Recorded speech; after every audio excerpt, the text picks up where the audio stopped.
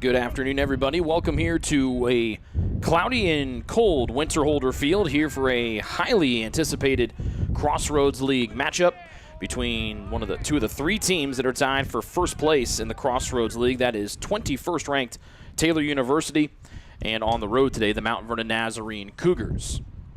First pitch to Hogan Heck was the ball. Second one is in there for a strike. Against the Trojan #1 starter this year in Gable Pentecost, as we're off and running just a couple minutes shy after 2 o'clock. Pentecost gets a ground ball to the left side. David there at third, fields and fires across. Glad has to go down to a knee, but he's able to haul it in. A 5-3 putout starts our ball game off here this afternoon. Pentecost, this week's Crossroads League Pitcher of the Week after a stellar performance in the Trojans' sweep over Grace a week ago. I think it's a first pitch strike here to Ryder Minnick, the second baseman. Taylor in the home whites today with the purple numbers and the purple letters trimmed in gray. Ground ball up the middle off of Pentecost mitt. Frickle, sunglasses on, fields from second base, sidearm throw, and down to a knee to pick it up once again is Glad over at first. 2 up and 2 down here in the top half of the first inning of game 1. A good start here for Pentecost and the Trojans defensively. The catcher, Casey Coleman.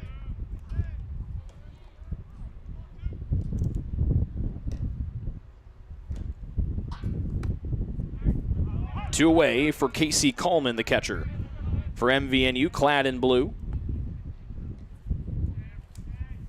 And a first pitch strike here to start nicely from Pentecost.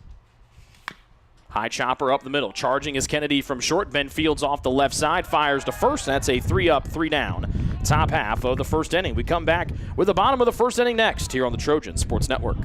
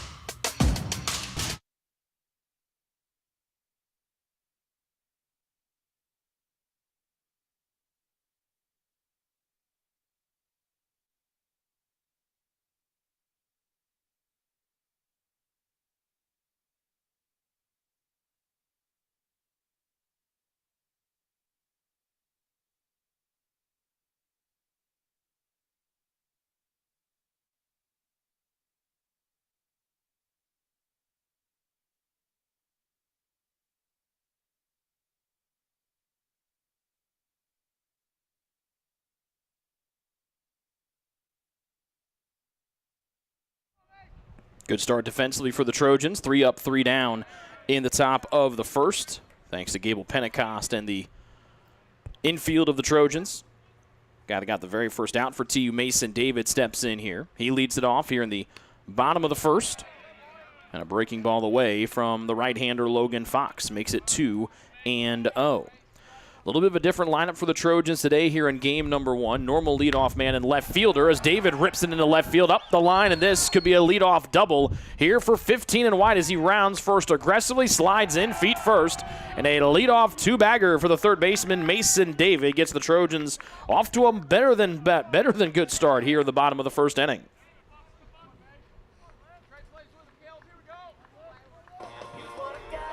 So a good start there for David on his 11th double of the year, tied with the man stepping in here, Caleb Colpine, for the team lead. The right fielder, Caleb Colpine. Fox making his 6th appearance on the hill for MVNU, his 5th start, a 1-2 overall record and an ERA of a shade below 7. Fastball is low to Caleb Colpine, ball 1. Trojans come in 17-9 overall, number 21 in the most recent top 25 poll. The next poll comes out middle of next week. MVNU 14-8 on the year, but like they, Taylor, and Indiana Wesleyan 10-2 in the league. Colpine pulls up the right field line. Here comes David around third. Colpine trying to take his spot. He does. And that lead for the team, the tie for the team lead in doubles didn't last long as Colpine reasserts himself at the top with his 12th double of the year, 1-0 Taylor.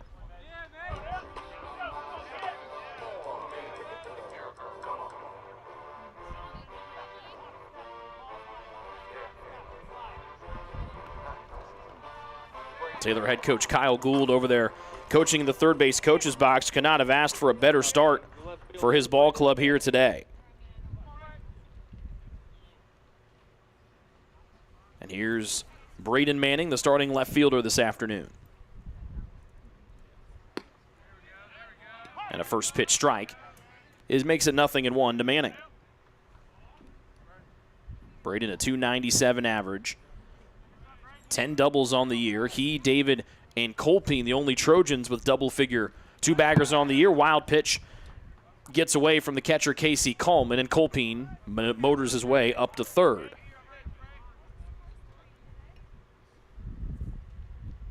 So Taylor threatening to take a 2-0 lead right out of the gate here in the bottom of the first.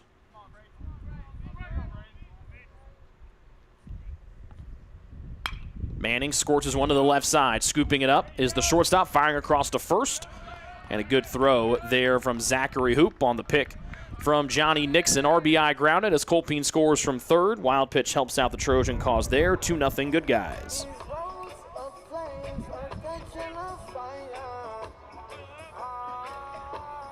One away for the always dangerous Sam Glad. The first baseman, Sam Glad.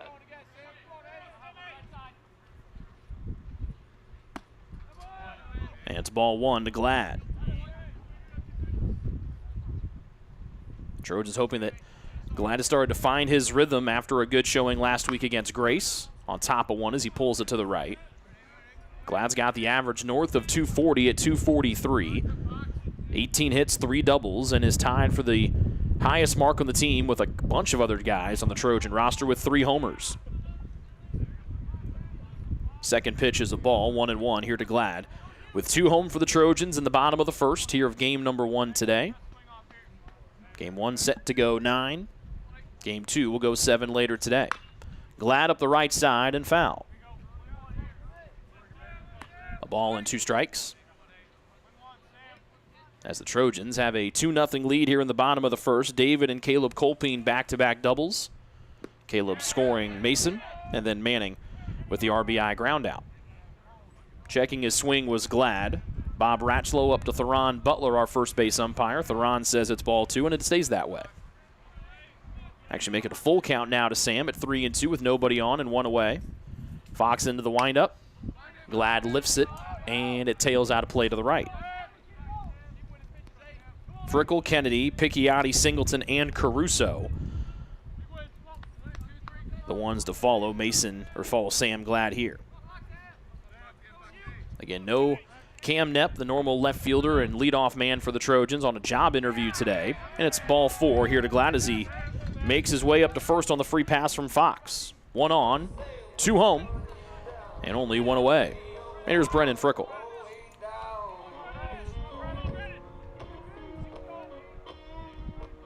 The second baseman, Brennan Frickle.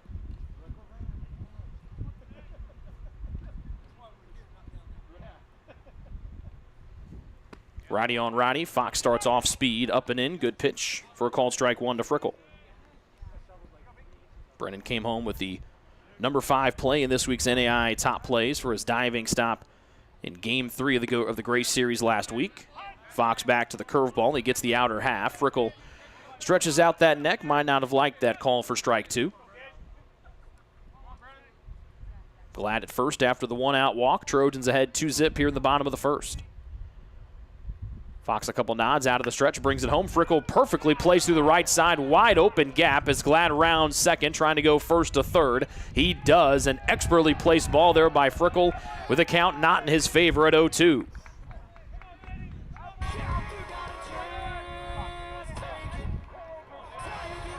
Third hit of the bottom of the first for the Trojans. They come out swinging hot out of the gate. Runners at the corners with one gone here for their shortstop, Ben Kennedy. Shortstop Ben.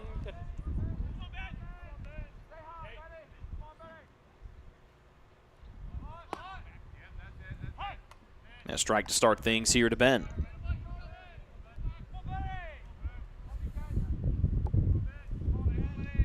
Kennedy leading the team in batting average, just 8 points clear of Caleb Colpine when the day started at 379 compared to 371. Colpine with the double already has added a couple points to that average.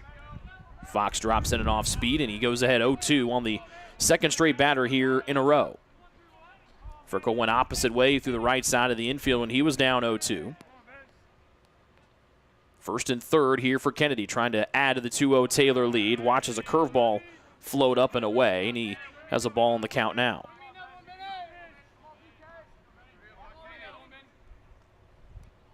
.25 hits for Kennedy on the season, a really breakout sophomore year offensively. Looks at one on the outside corner. Fastball from Fox called for strike 3, and there are 2 gone here in the bottom of the first. As some raindrops start to fall here overhead.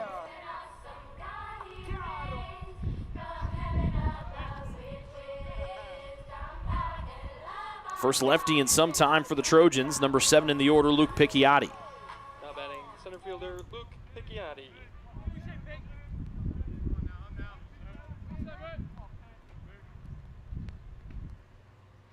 Still first and third here for Picchiotti. This righty on lefty matchup. And it's a ball to start here from Fox. Rain is really starting to spit now, as it's dotting our freshly cleaned window. Second one, Picchiotti nubs it up the third base side. Charging, snagging, throwing, and they get Picchiotti by a step. Good play there by Cade Carpenter. The Trojans' offense cool towards the end of the bottom of the first, but they strike for 2 early ones. And after one, it's Taylor 2, Mount Vernon Nazarene nothing here on the Trojans Sports Network.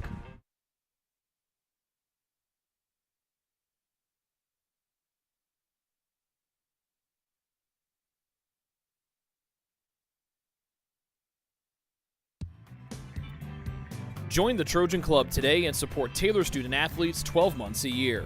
The Trojan Club has 4 different levels of membership for you to choose from. Each level receives complimentary season tickets, while the Athletic Director's Circle and Trojan MVP levels receive gifts from the athletic department. Over the years, members have helped supply the funds for a sports information position, purchasing equipment for teams and the athletic training staff, and providing broadcasts of Trojan athletics like the one you're enjoying right now. With the support of alumni and friends, the Taylor combination of spiritual growth, outstanding academics, and a highly competitive intercollegiate athletic program can continue. To join, call 765-998-4331 or log on to TaylorTrojans.com and click on the Trojan Club tab at the top of the homepage. The Trojan Club, supporting Taylor University student athletes.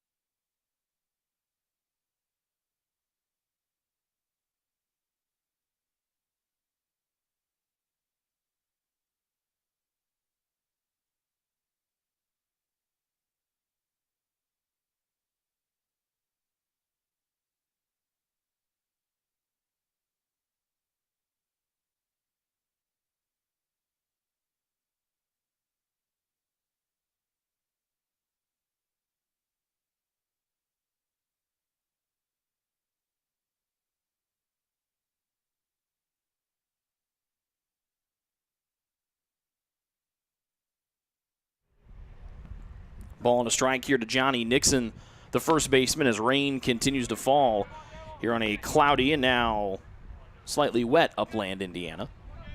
Nixon, Lester, and Poremski, 4, 5, and 6 coming up against Pentecost, who had double-figure strikeouts in that stellar start last week against Grace. That's what led him to Crossroads League Pitcher of the Week honors.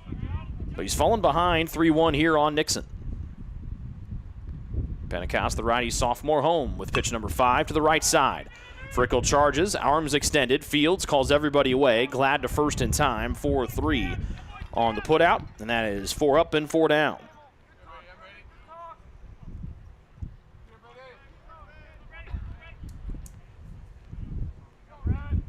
Center fielder, Brady Lester. A windy day as well, not like what we saw on Saturday where the wind was screaming out towards right center field and led to a bevy of home runs on Saturday. Ball 1 here to the center fielder, Brady Lester. It's ironically one of the rare days you'll see this spring where the wind actually blowing in here at Winterholder Field. Swing and a miss on an off-speed one upstairs, and Lester is looking at a 1-1 count here against Pentecost. Lester, a .382 average. That is second best for those that qualify here for MVNU. They are a perfect 4-0 on the road. The Trojans 10-0 here at home, so something's got to give here today in game number 1. 2-1 on the lefty Lester. And for the second batter in a row, Pentecost has fallen back 3-1. Jacob Caruso, the catcher for the Trojans, as the rain continues to fall. 3-1. Swing and a miss, and the count is full. Outfield for the Trojans today, Braden Manning in left, again with Knepp driving back from his job interview. Picchiotti in center and Colpine in right. Payoff pitch, and Lester through the right side, and that's the first base runner of the day for Mount Vernon Nazarene.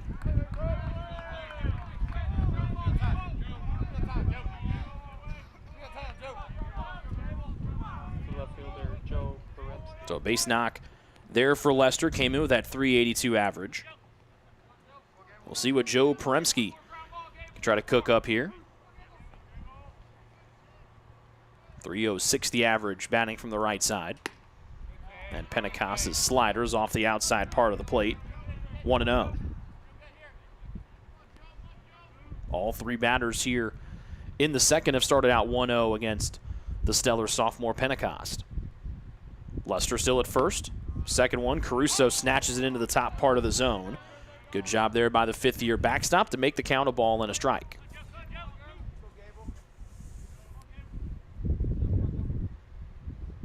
Pentecost takes a peek over that left shoulder. Here's the 1-1. This time right down the middle. Belt high, called for strike 2. Good-looking pitch there from Pentecost. Gable, a 2-1 overall record, 2.84 the ERA for the youngster. And inside, looking at strike 3 as Poremski crowding. He threw those arms in the air, called for strike 3 by Bob Ratchlow. First strikeout of the day for Pentecost, and he's now away from throwing up his second 0 of the day. Designated hitter, Blaine Keener. Good job there by Pentecost. Started out 1-0, then 3 straight strikes, the first 2 away, and then he came inside and Poremski looked at strike 3. Pickoff attempt back to first. Glad with the tag on Lester, who's back in time. Blaine Keener, the DH here at the dish for MVNU.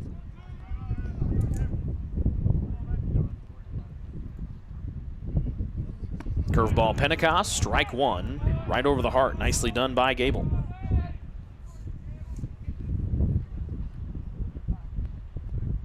Keener, a .304 average, 17 hits, including 3 doubles and a triple for the righty bat. Backdoor breaking ball misses its mark up high, and the count evens at a ball and a strike. We were a drive through the top of the first and the majority of the bottom of the first. When we got to the later stages of the home half of inning number 1, that's when the skies have started to open up and has continued to rain here ever since. Through those raindrops, skied out of play to the right, Keener. And because of the rain, both bullpens are vacant of human life. 1-out single has got Lester at first. 2 outs, 1-2 count, top of 2. Mount Vernon down by 2. And another one, this one sent to the parking lot. Students won't have to worry about foul balls flying at their cars because the majority of them are vacating the premises for spring break that starts today. Taylor Baseball is spending their spring break in scenic Huntington, Indiana next week. I heard it's lovely this time of year. 1-2 again, high in the air, shallow left. Kennedy, the shortstop's there, waves everybody away. He's underneath and makes the grab for out number 3. No runs on 1 hit, no errors, and 1 left as we head to the bottom of the second. 2-0 Taylor over Mount Vernon Nazarene here on the Trojan Sports Network.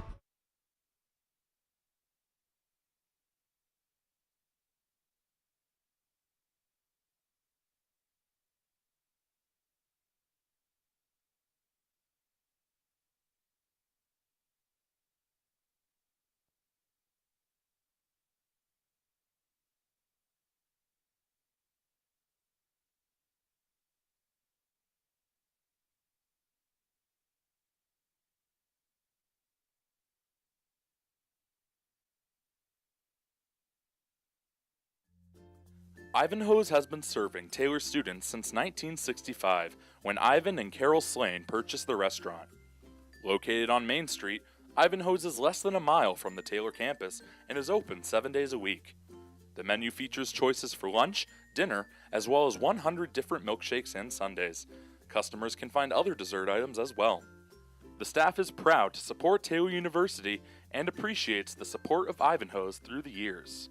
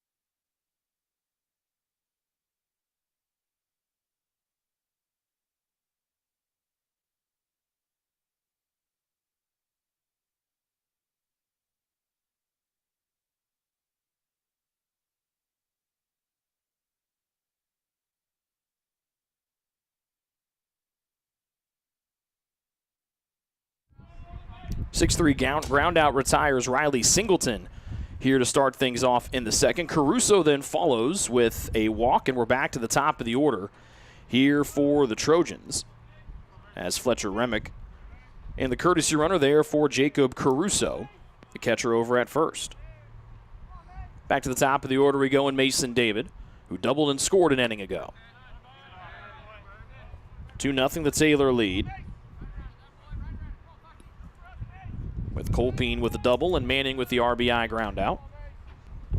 Trojans able to work around a little traffic in the top of the second. Curveball from Fox to David, misses high.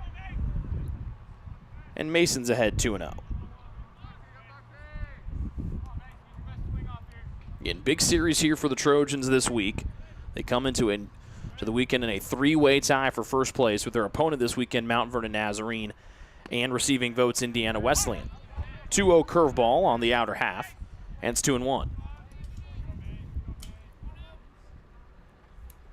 Trojans will see Indiana Wesleyan here at Winter Holder Field coming up in the middle of April, excuse me. David high in the air to right. Hogan Heck has to veer to our right, his left, and makes the catch with the wind swirling around us a little bit.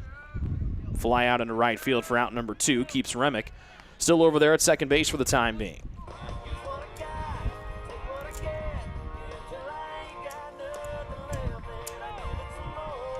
So Colpine adds another hit to his total. Caleb Colpine.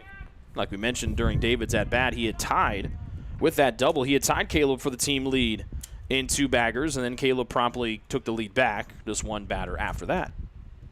To the right side, backhand stopped nicely at second. They fired a second base to get Remick out on the force, and that is out number 3. We play 2 here from Winter Holder Field. Trojans lead 2-0 on the Trojan Sports Network.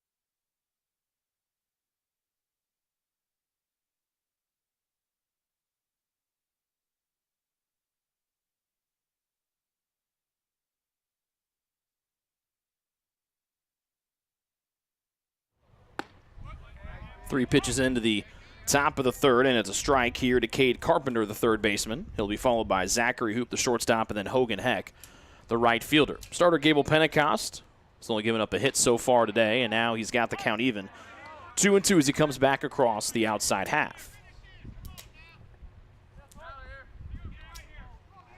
Again, Pentecost, this week's Crossroads League Pitcher of the Week, gets a swing and a miss, and there is strike 3 to Carpenter. 2 punch-outs here on the afternoon for Pentecost. Good start here for Gable as he has retired the leadoff batter in the first 3 innings here today.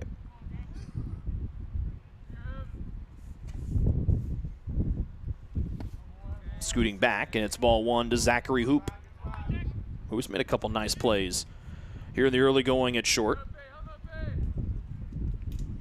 It's been a long bus ride to Indiana this week for Mount Vernon Nazarene. They had to play 2 on Tuesday to finish their regular season series with Grace. They had to leave at 7 o'clock, which sounds terrible for a night owl like myself, on Tuesday morning to go over to beautiful Winona Lake and play those 2 games. They won both, mind you. Today they got an hour's extra worth of sleep. They got to not leave till 8 o'clock to bus over here this afternoon. 2-1, here the count to Hoop, the shortstop. He bats for the first time today. Rain still coming down, and he sends it foul up the third base side, 2-2. Again, same 2 teams will be here tomorrow.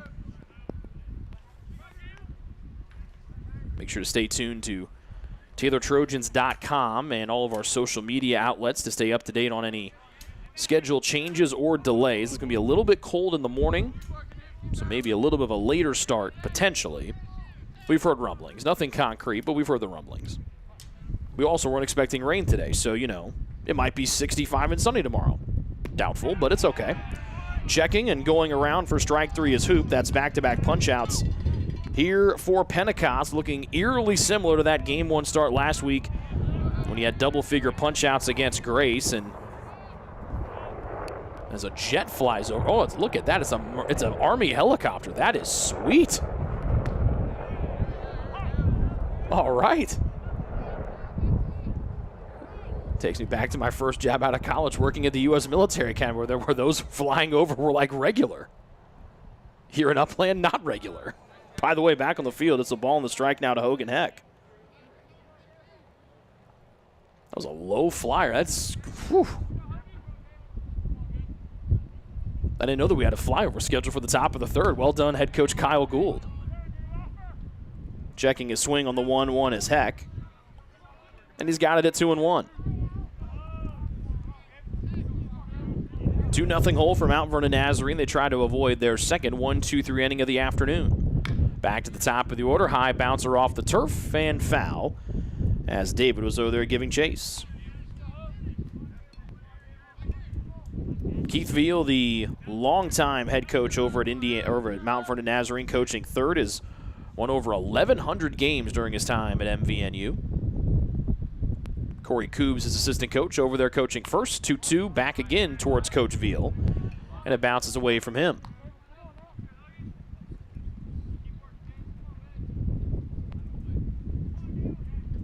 Count still sits 2-2. Heck is 0 for 1 today. He grounded out to David at third, back in the top of the first. He watches the 2-2 miss low through raindrops, and the count is full as Mount Vernon Nazarene looks to get a 2-out base runner. They trail by 2 here on a rainy game number 1. Payoff from Pentecost. And we'll do it again as that one chops straight down.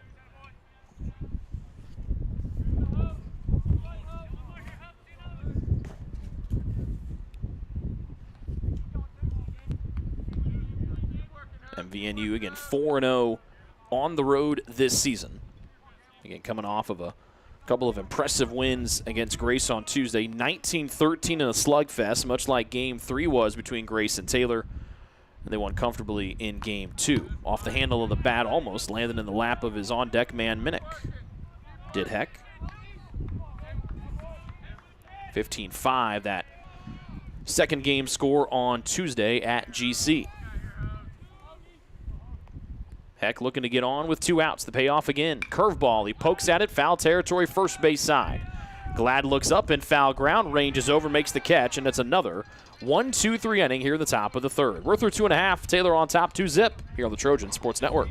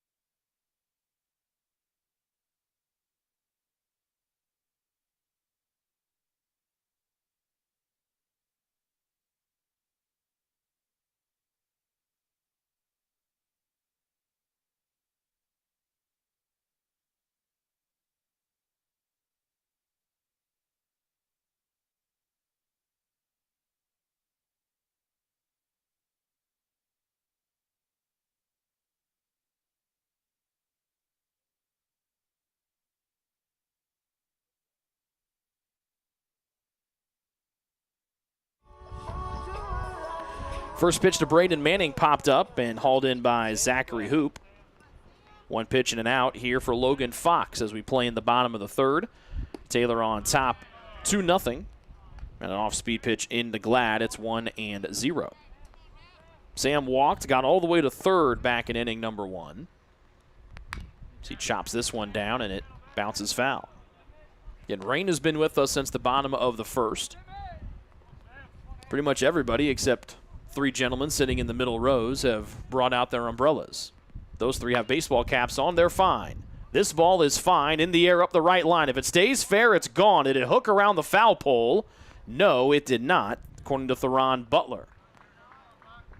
Well, the way that as high as that thing was, well, if that helicopter flew by now, it might have hit the helicopter. That also one might have scraped open another cloud and brought more rain from Glad. Instead, it's just a long and high strike two.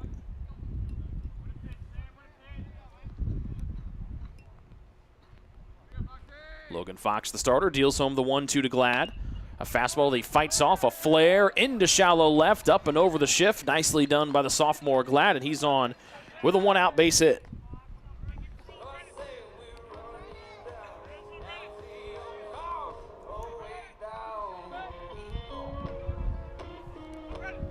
One away, one on for Frickle. Brennan Frickle.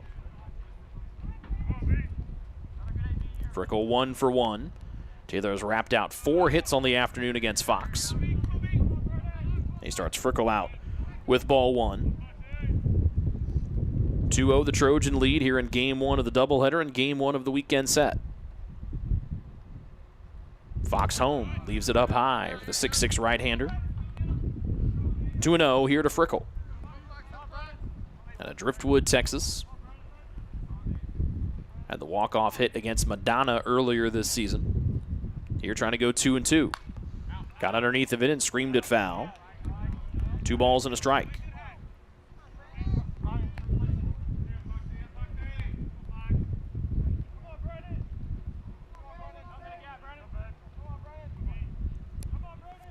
Glad to safe lead over at first after his one-out single. Taylor ahead 2-0 in the bottom of the third. Frickle bounces it over head coach Kyle Gould's noggin at third, and it goes foul. 2-2.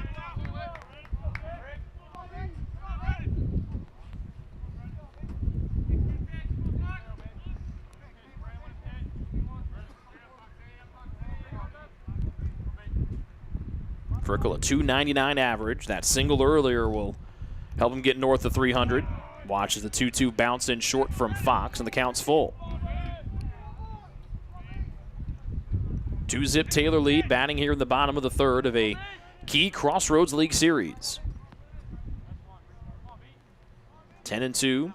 Both teams are atop the standings with Indiana Wesleyan. Checking and going around on strike 3 is Brendan Frickle on an upstairs pitch from Fox. Ratchlow punches him out, and there are 2 away. As Frickle unhappy as he looks over that left shoulder. So just unable to hold that bat back is the Trojan second baseman. And there are 2 gone here for Kennedy.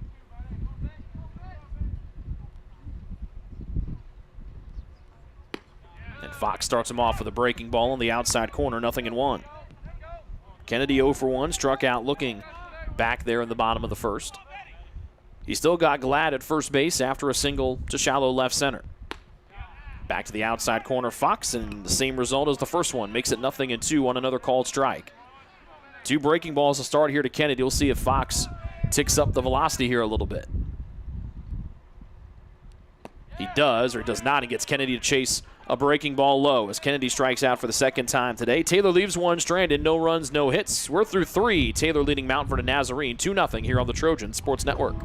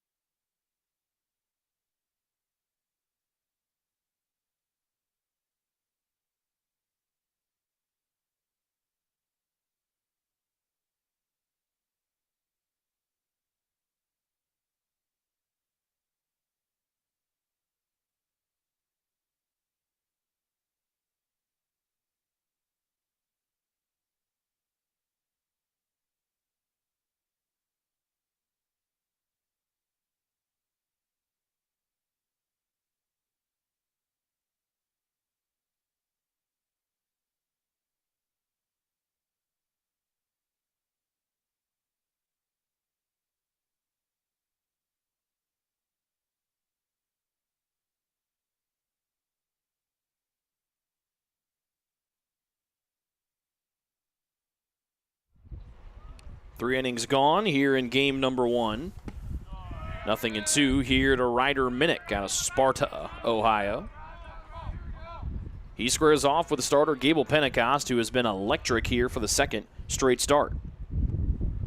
Ground ball up the middle. Kennedy charges from short, fields off the hip, throws off of 1 foot on the run to Glad at first, 6-3 put out, and there's 1 away.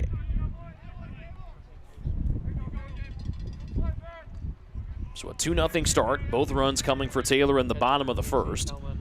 Their offense has been stymied here ever since. Casey Kalman, the catcher, steps in for the second time. The righty Pentecost starts him off with a curveball down Main Street, called for a strike. Kalman's 0 for 1. He grounded out to Kennedy at short. Pentecost quickly working and gets this one pulled to the left and almost off the hands of a bystander on the chain link fence.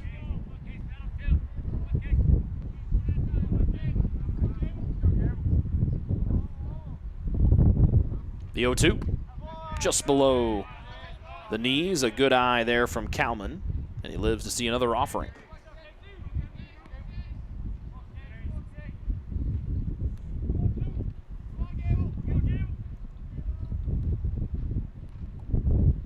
One, 2. High bouncer, third base side, and foul.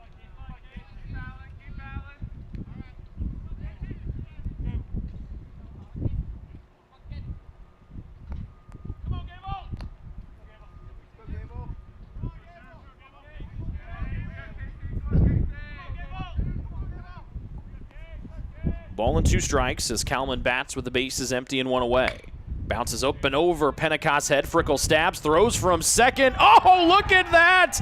A spectacular play from Frickle on what looked to be a surefire single up the middle, but the Texan had other ideas. He fielded that thing behind second base, ran 3 more steps away from first to his right or left, and then just flung it from his pocket right into the mid of Glad at first. And Pentecost liked that so much, he starts Johnny Nixon with a strike. Apparently Frickle liked being in the NAI top place so much, he wants to try to go back-to-back weeks.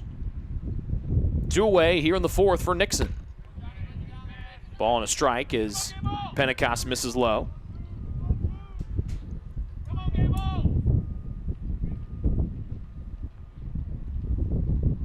Pentecost into the windup, righty on righty. A flail swing from Nixon puts him back 1-2 on a breaking ball.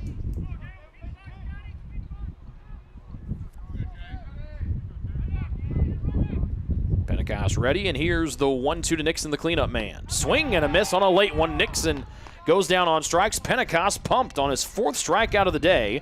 We're through 3.5 from scenic Upland, Indiana. 2-0 home team on the Trojan Sports Network.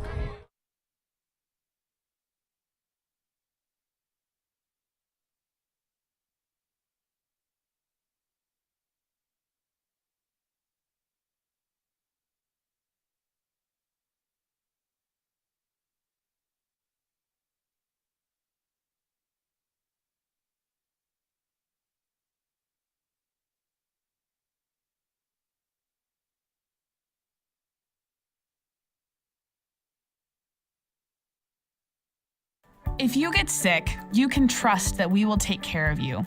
As a Magnet-designated healthcare system, our expert team will create a personalized plan to get you back on your feet.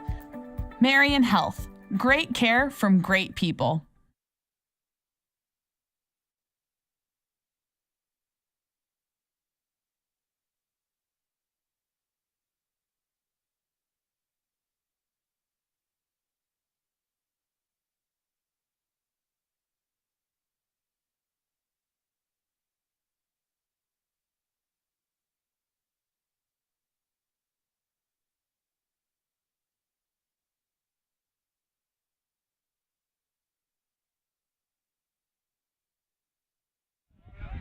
Picchiotti shows bunt to start as we're off and running here in the bottom of the 4th inning. Taylor on top of Mount Vernon Nazarene by 2. Picchiotti threw the raindrops into right field, and that's a leadoff single, dropping in front of Hogan Heck, the right fielder. It's now 5 hits for the Trojans here off the starter, Logan Fox. Again, no Cam Knepp today, so Riley Singleton getting the start for the Trojans out of the DH spot and bumping the normal DH Braden Manning out to Knepp's spot in left. He is en route, just a couple hours away on that job interview, so Cam, if you're listening, hello, drive safe. As Singleton sends it out of play. The 11th start for the freshman this season out of Evansville, Indiana. A 178 average for one and white. Fox home on the second one. Ground ball to the right side. Could be two. Flipping a second is Minnick on there on the turn. Nicely done hoop over to Nixon. 4-6-3 double play. And there are quickly two gone for Taylor here in the fourth.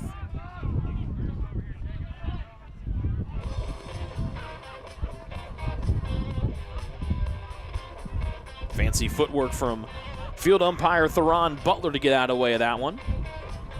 And it'll be the catcher Jacob Caruso batting out of the 9 spot, the last hope for the Trojans, here to extend this bottom of the fourth.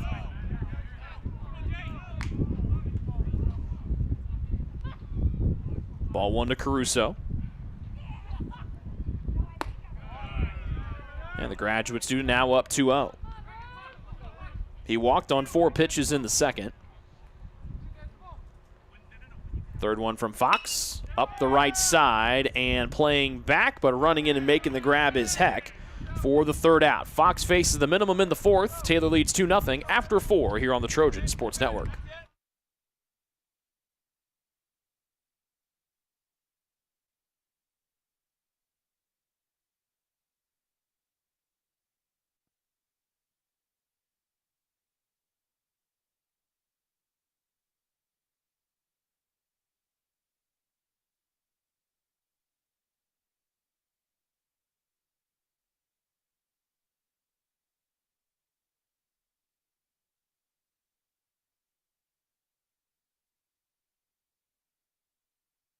If you get sick, you can trust that we will take care of you.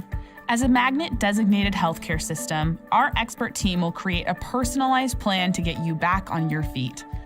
Marion Health. Great care from great people.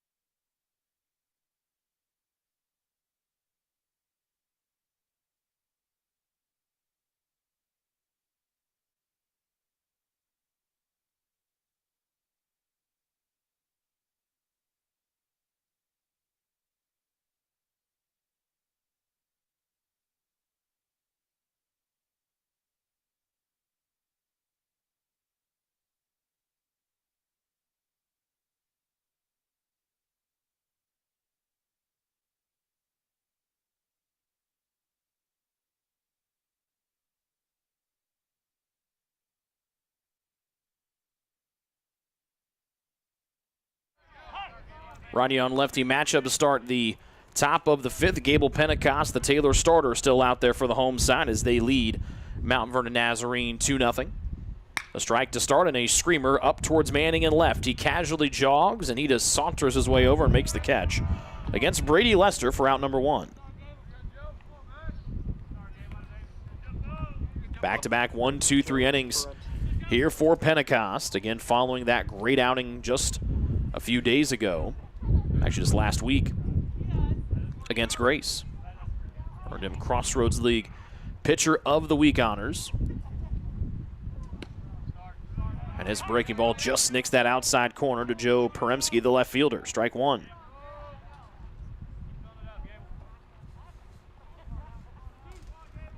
Brain still spinning down just a little bit here at Winterholder Field. Cutting on one and missing it on a low fastball is Peremski, 0-2.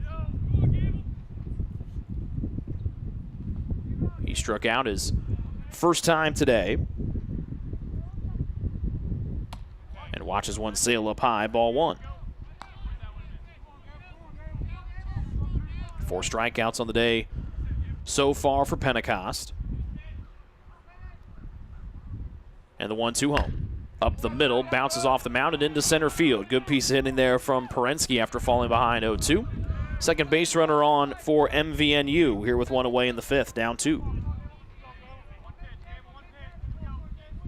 Quick look around the Crossroads League. At Marion, they're tied with Grace, 3-3, bottom of the sixth. And the one that Taylor and Mount Vernon fans have their eye on, Indiana Wesleyan at St. Francis. It is a 1-run lead for IWU in the bottom of the sixth with St. Francis batting. Right down the middle, fastball called for a strike to the DH, Blaine Keener.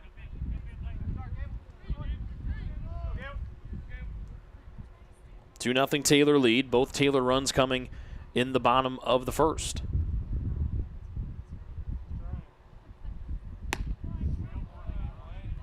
Curveball misses away, 1-1. Pentecost was given the game one start all the way back in Arizona in January and has not relinquished it at all this season as a sophomore. Kicks and deals home. Good looking slider. Makos that puts him ahead 1-2 on the called strike.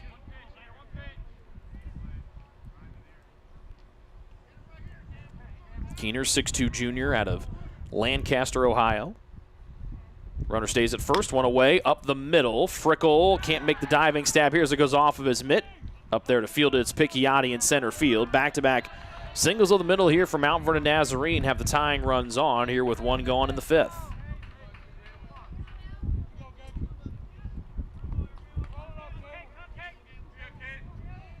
The third baseman, Cade Carpenter. Before this inning, just one base runner, that single by Lester in the second, but MVNU has strung back-to-back hits together here. And now it's Cade Carpenter up for at the third baseman spot. Curveball Pentecost low, ball 1.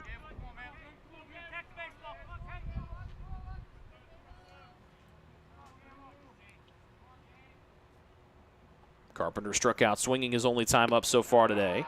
Looks at another curveball from Pentecost, and this time it evens it up at a called strike.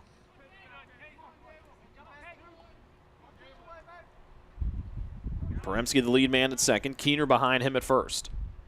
Third one from Pentecost to the right side. Frickle there at second. He'll take the easy way to first. They're two gone.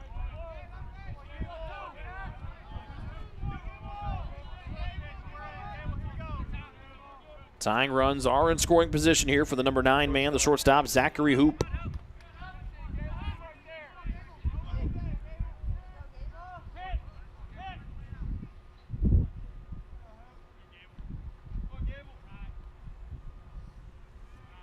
Pentecost out of the stretch.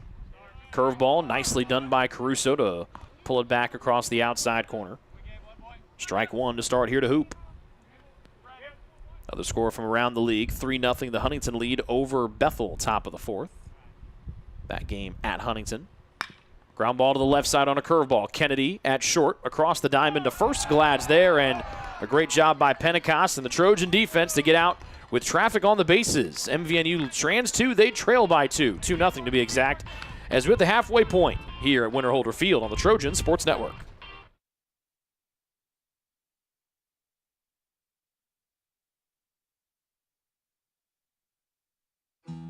Best One Tire and Auto Care Upland is proud to support Taylor University Athletics. Located at 148 South Main Street, Best One is open 6 days a week.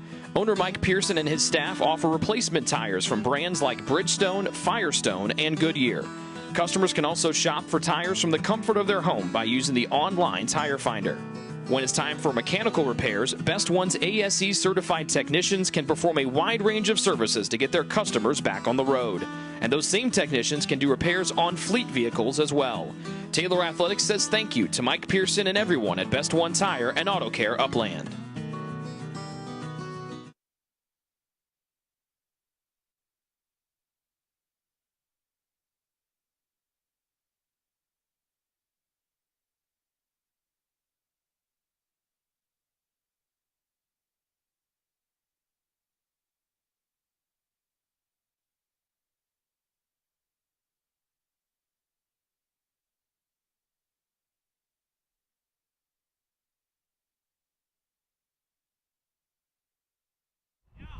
Top of the order up for Taylor here in the bottom of the 5th, with Mason David trying to set the stage for some Trojan success as they lead Mount Vernon Nazarene 2-zip.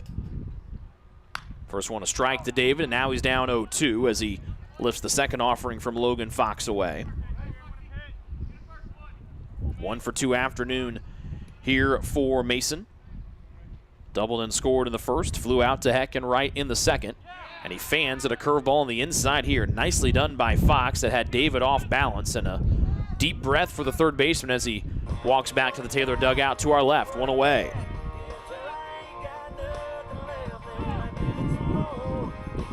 After that first inning, Fox has really done a good job to find his rhythm here against the hot swinging Taylor bats. Ball low to Caleb Colpine to start things off.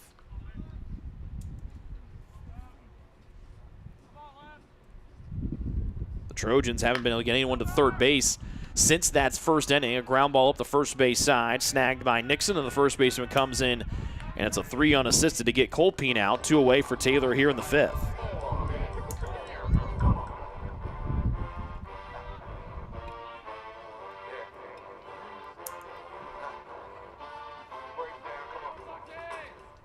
The left fielder, Braden Manning. So can Braden Manning extend the bottom of the 5th? Swings and misses on the first one from Fox, as the Trojans are in danger of going down in order for the first time here this afternoon. Neither team has done well with 2 outs this afternoon. They're a combined 0 for 9, with Taylor 0 for 4 in that category. Manning's 0 for 2 today, both to the right side, and Hepp, the shortstop, a ground out that brought home Colpine for the Taylor second run of the day, and he popped out. Braden did in the third. Wild pitch, doesn't matter, nobody's on the bases. But it's 2-1, or 3-1 now to Braden. Massive shift to the left side as Zachary Hoop, the shortstop, plays right between where he normally, the middle point between where he and Carpenter would normally stand the third baseman. And that was when Manning says, well, I'm just going to hit it right up that gigantic space in the middle and take a 2-out single and mosey my way to first.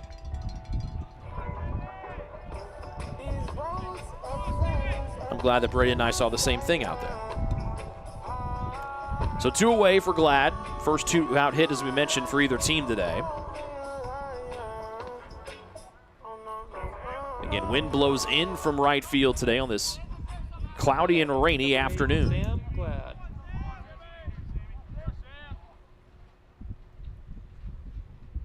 Fox, the 6'6" righty. First one is up high, ball 1. Glad's the only Trojan today that has not been retired by Fox. And Taylor would really like that to continue to be a third straight time here. Fox challenges him inside. Glad stands nice and tall and strong and takes it for 2-0.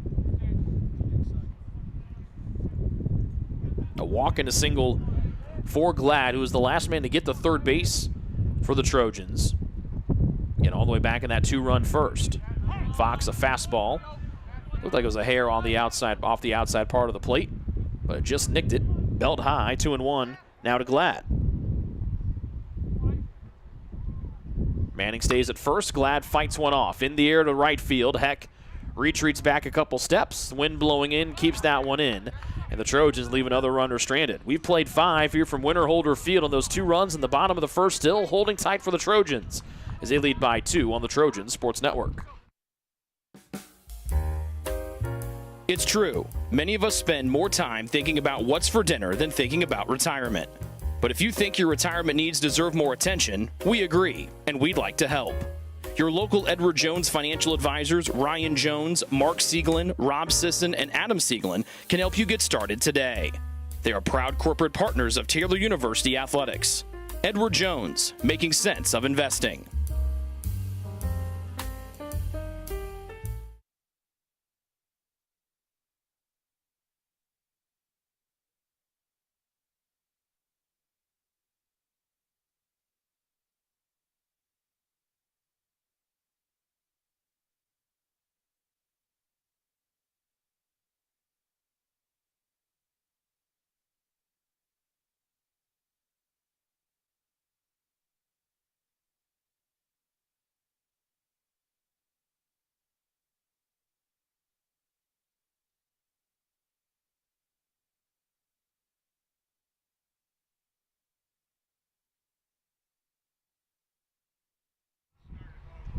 Pentecost out to start his 6th inning of work. The righty starter for the Trojans working with a 2-0 lead here against Mount Vernon Nazarene.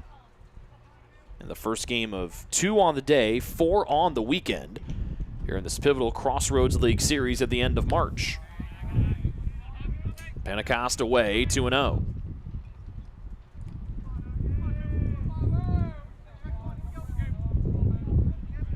Top of the order, the right fielder, Hogan Heck, who just made the last out in the home side of the 5th.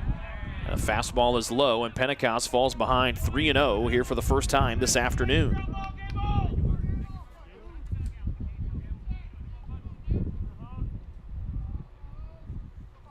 The 3-0. Right down Main Street for a called strike. Heck this afternoon is 0 for 2. A ground out to Mason David at third. He popped out to end the third. And foul ground to Glad. He cuts on a fastball here, and the count is full. 3-2.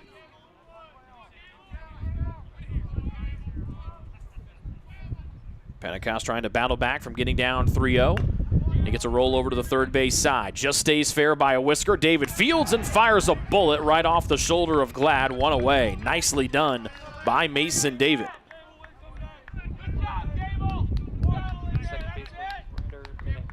You can hear the enthusiastic applause coming in from Taylor head coach Kyle Gould into his starter Gable Pentecost, and rightfully so after easily could have been a leadoff walk with Pentecost falling back 3-0.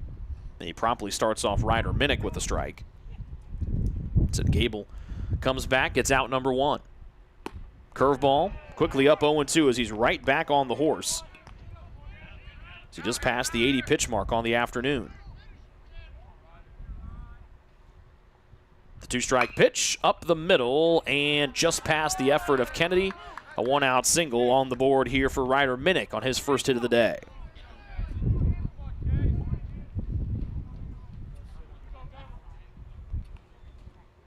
Now batting the catcher, Casey Kelman.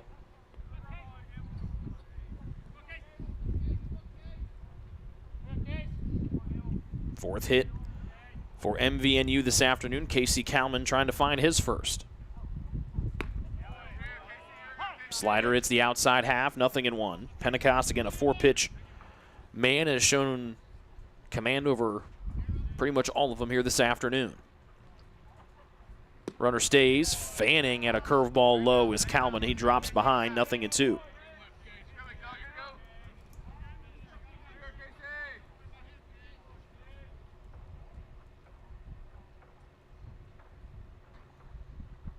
The 0-2 misses in the opposite batter's box. The ball and a strike here to Kalman.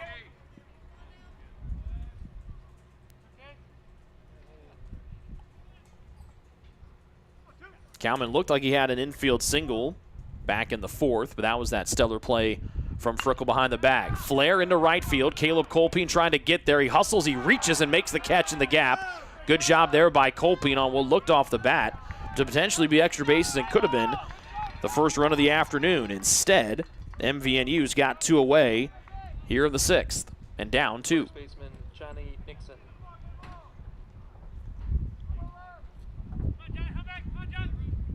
Taylor just got their first 2-out hit in the bottom of the 5th. Johnny Nixon and Mount Vernon Nazarene trying to find theirs here in the 6th. Slider away, ball 1. Nixon 0 for 2 today, a ground out to Frickle in the 2nd, struck out swinging to end the 1-2-3 4th. Curveball inner half, off target, 2-0. Better eye here from Nixon, the 6'4" sophomore from Minster, Ohio. Nixon leads the team in average at .413 coming in with a team best 31 hits. Hitless today, and the 2-0 is in there for a strike off speed. Pentecost knocking on the door of 90 pitches dealt here this afternoon. But another great strike percentage from the sophomore. Burns one in on the hands inside, limboing out of the way is Nixon. 3 balls and a strike. Coming into this at-bat, Pentecost had been converting on a almost 71% strike percentage off his 86 pitches. Inside here, looking at strike two as Nixon, and the count's full with 2 outs. And Minnick at first in a 2-0 game in the top of the 6th in Taylor's favor. Activity begins in the Taylor bullpen in the left field corner. Payoff pitch, runner goes with 2 outs, swing and a miss, and Pentecost leaves another one on the bases. His 5th strikeout of the day. That is 4 men left by MVNU. We head to the bottom of the 6th with Taylor on top 2-0 here in Game 1 against MVNU on the Trojan Sports Network. Greek's Pizzeria in Upland opened its doors in December of 2017. Over the years, there have been more than 140 Greeks opened across the country, with 24 Indiana locations. When it comes to pizza, Greeks offers customers the option to create their own pizza or to try one of Greek's specialized pizzas. Greeks uses fresh, homemade, hand-tossed dough, Greek's Italian sauce, select blended cheeses, gourmet toppings, and the same method of preparation since the first restaurant opened in 1969. The kitchen can also whip up a sandwich served on fresh French-style bread, or it can put that sandwich into a pizza shell wrap. Customers can also add breadsticks or French-style bread as a side item. Greeks also offers a selection of salads and assorted dressings as well. Greeks is located just off Main Street in Upland and is a proud supporter of Taylor University Athletics. Greek's Pizzeria, it's our taste.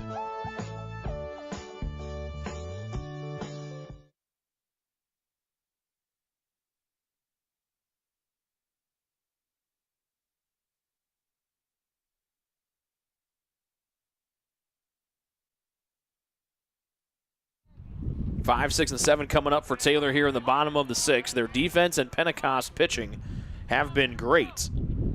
It's the offense that's trying to find its rhythm here as Frickle tries to get it going, and right on cue, how about a line drive into left field? Frickle rounds first, it gets past Poremski and left, and for the second time today, the Trojans get a leadoff double.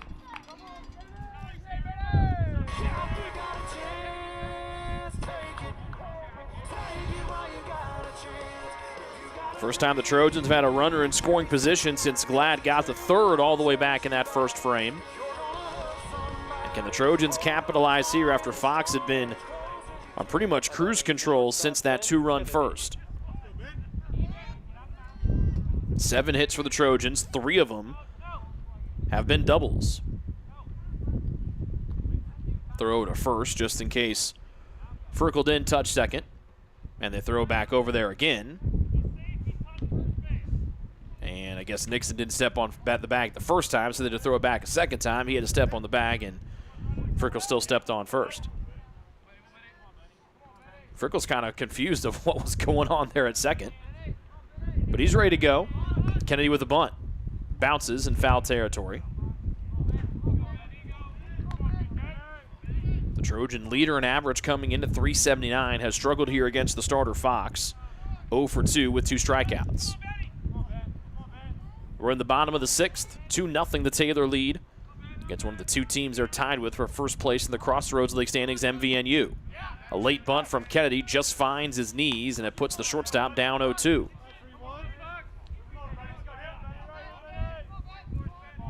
Picchiotti to follow. Taylor trying to capitalize on the leadoff double from Frickle, who's still at second base here.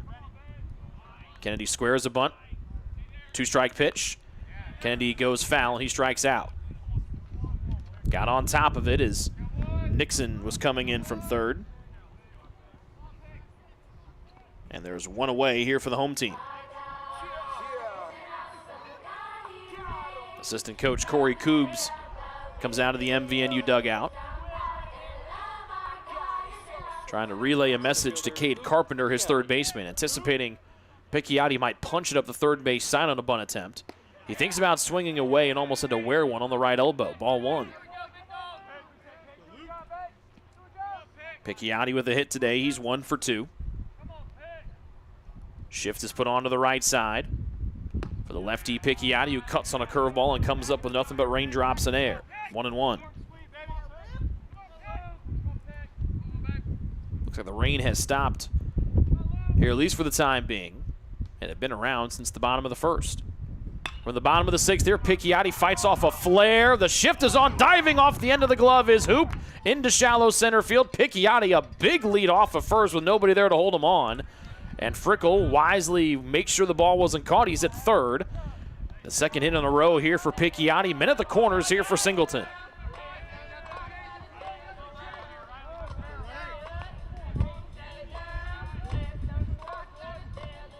Really great effort there from Hoop. Hitter Riley Singleton. He was playing into the shift, almost right behind second base. Veered back to his shortstop position, then had a banana cut into shallow center. First pitch to Singleton, just above the knees on a strike. Sac fly gives Taylor some more breathing room here up. So they lead 2-0 with one away in the sixth. Activity starting to begin in both bullpens. Taylor farther along than Mount Vernon Nazarene. The one-strike pitch to Singleton's off the outside part of the plate. Fastball, ball one. Singleton 0 for 2 today. Grounded out to Hoop at short and then hit into a double play. Sits on a slider there, and it nicks the outside corner. Good placement from Fox, and when he's needed it, that slider has come in for a lot of called strikes today. It makes it 1-2 here. He's above 60% throwing strikes this afternoon as the wind picks up, blowing hard in from right center. 1-2, trying to frame it across was Kalman. He could not, too far away in the left-hand batter's box. 2-2 for the freshman righty, Riley Singleton. Frickle at third, Picchiotti with good speed at first. Good speed on both corners for the Trojans. The 2-2 to their DH, Picchiotti goes, it's ball three, throw down to second, almost high, and nice lunging tag in there from Hoop, almost got Picchiotti on the back leg, but the Illinois native scampered in underneath. It's ball three at the plate, first or second and third, here with one gone for the home side. As Picchiotti with some more thievery here this season. His team leading 10th stolen base on the year. 10 for 11 now. Infield plays in. More on the right side than the left. Fox steps off. That's his one allowed per at-bat. 3-2 into the windup. Singleton chases a fastball away, and he's down on strikes, 2 away.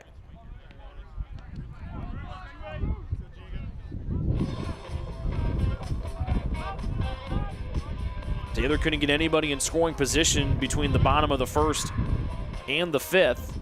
Frickle started things off with a double. Picchiotti single moved him over to third. And a stolen base from Picchiotti has 2 in scoring position for Caruso with 2 gone.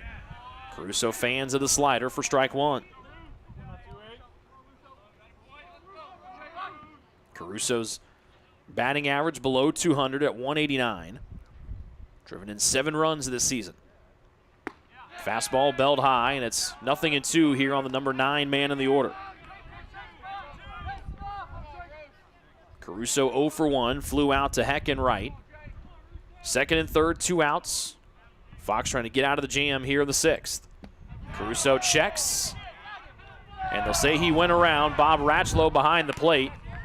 Taylor head coach Kyle Gould unhappy in the third base coach's box as Ratchlow didn't even turn and try to ask Theron Butler, who was in the middle of the field, his field umpire, if Caruso had gone around.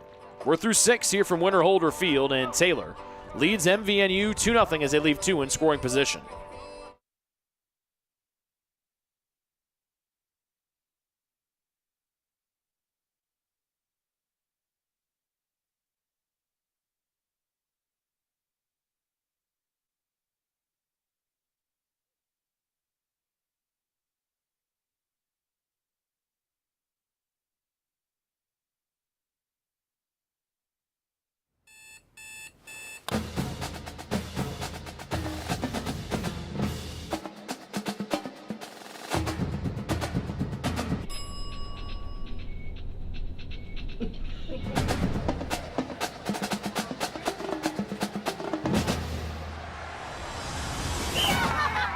When you need the fuel to be your nephew's #1 fan, Holiday Inn Express. We're there, so you can be too.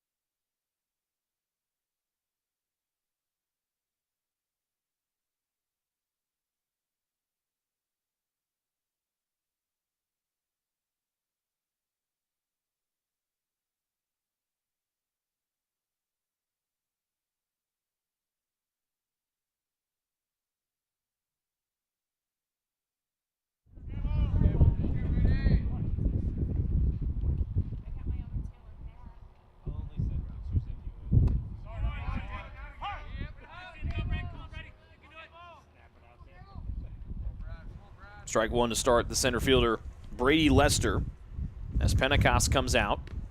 Pitches 93 and now 94 here in the books, as Taylor had second and third with only one out. Couldn't do anything with it in the bottom of the sixth. The shift is put on to the right side here for the lefty Lester. Mason David, the only man on the left side of the infield, with Kennedy, Frickle, and Glad all on the right side of second base. 2-1 here for Lester. He's 1 for 2 today. Pulls it to the right, and it bounced foul as the wind really picks up from right center field.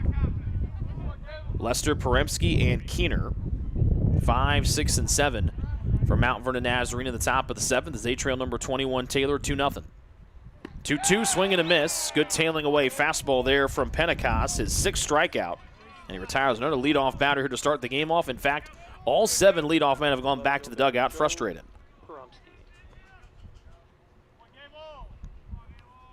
A 1 for 3 afternoon for Lester. Now here's Poremski, the left fielder.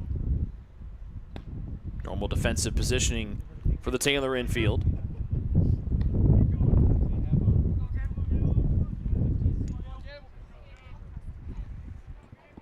Was raining earlier. It's been cloud covered since we got out here to set everything up a handful of hours ago. Back to a breaking ball, too far inside, and that puts Poremski ahead 2-0. This will be pitch number 100 from the righty Pentecost. And it's a strike on a big step-out swing from Poremski. Batting from the right side with the Trojan All-American reliever Jack Ross, just about ready to go in the Taylor pen. Pitch 101, nub to the right side. Frickle calls everybody away, then scoops the ball up on the ground and then throws to first. He called everybody away like it was a pop-up and then scooped it up off the turf, 2 gone. DH, Blaine Keener.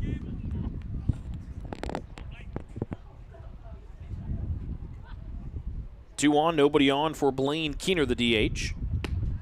And Pentecost starts him off with a curveball for a strike on the outer half. 68% on the strike percentage today from Pentecost at over 100 pitches thrown. 70 of them have been in there for strikes. So he was above 70% in a pretty efficient outing to get the win against Grace last week. 2 outs, top of the seventh. Starts him off with a backdoor breaking ball. Freezing and looking at it is Keener. Strike number 2.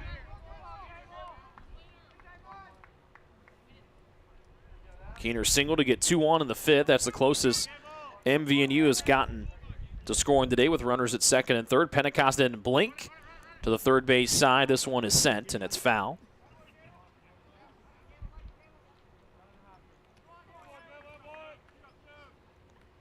It was second and third with 2 outs in the fifth frame for MVNU. Pentecost got a ground out to Kennedy at short, and that took the damage away there. Trying to get his 4th 1-2-3 inning of the afternoon is Pentecost. To the third base side, high bouncer right there to David, fires across. Glad raises up on his right toe, hauls it in. 4th 1-2-3 inning of the day as it's time to stretch at Winter Holder Field. Home team leads Mount Vernon Nazarene 2-0 here on the Trojan Sports Network.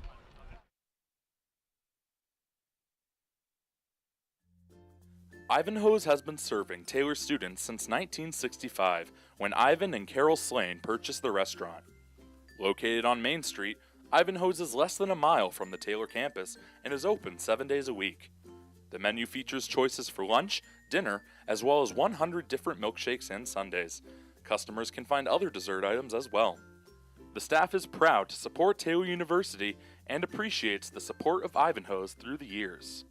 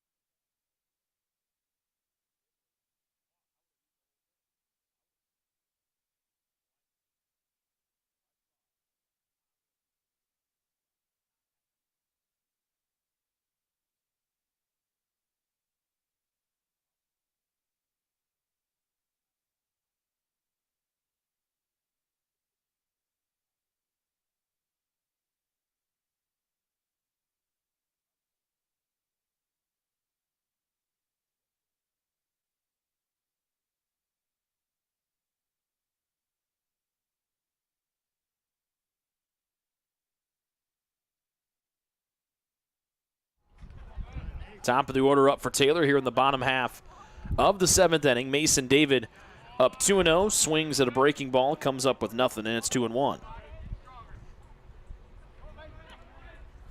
Fox has thrown about 20 less pitches than Taylor starter Gable Pentecost has coming into this one. David to his counterpart, Carpenter at third, across to first, and there's one gone. Taylor trying to get that number a little bit more even as we're out into the bottom of the 7th. Still some just stretching and getting loose in the right field bullpen for Mount Vernon Nazarene. Again, Jack Ross has been the one in the Taylor bullpen on the left field corner getting warm for a while. Here's the right fielder Caleb Colpine, swings and misses at a first pitch fastball. Colpine 1 for 3 today, RBI double in the first. Fights that one off to the left, but he's down 0-2. Taylor just 3 for 7 for their leadoff men here this afternoon. 0-2 to Colpine. Good eye as that one bounces in short and then ricochets off of Bob Ratchlow, our home plate umpire.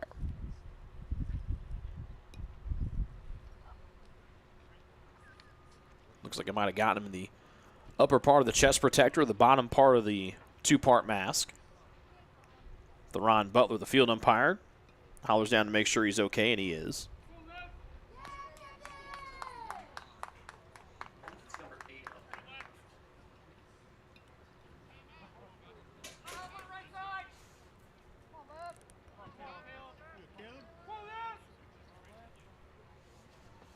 And Colpine up off of the leg of Fox and into center field for his second hit today. This one comes with one out.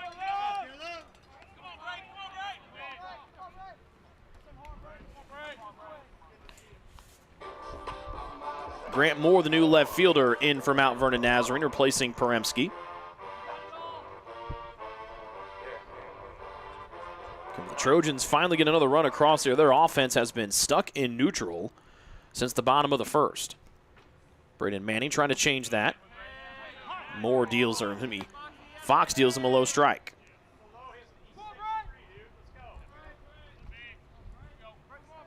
So again, new left fielder Grant Moore here to start things off in the bottom of the 7th. 1-1 now as Fox misses on the second offering. 1 for 3 day for Manning, the team leader in RBI when the day began. Only had a 1-run batted in clearance over Mason David. Misses one high. Now he falls behind 1-2. So a 2 RBI clearance for Manning after the RBI ground out in the first. But Taylor has left 7 men on the bases today. 1-2, high in the air and out of play.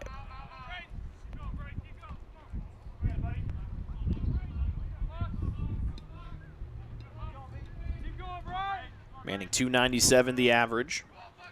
Taylor just 3 for 15 today with runners on the bases. The two teams have struggled offensively with runners on, a combined 4 for 22 today. 1-2 through the left side, but right underneath the mid of Zachary Hoop, who turned to look, and then this gets away from the new left fielder Moore, and everybody's going to advance an extra 90 feet. So we'll see how they score the initial contact from Manning. Definitely a second error. Definitely an error there on Moore in left. Gets everybody up by an extra 90. We'll see how they get that initial ruling there as Hoop dove to his left. It snuck underneath his mitt. The Trojans don't care. They've got second and third as Drew Lloyd comes in to run at second base for Manning.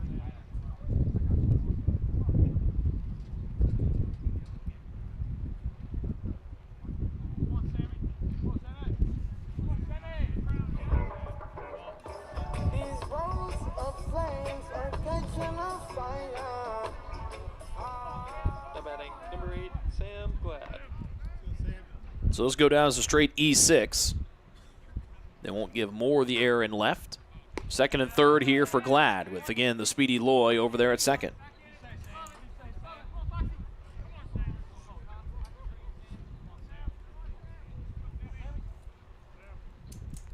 (1-0) to Glad. Almost hit him in the leg. 2-0. Walking a single to start. Flew out to Heck and right.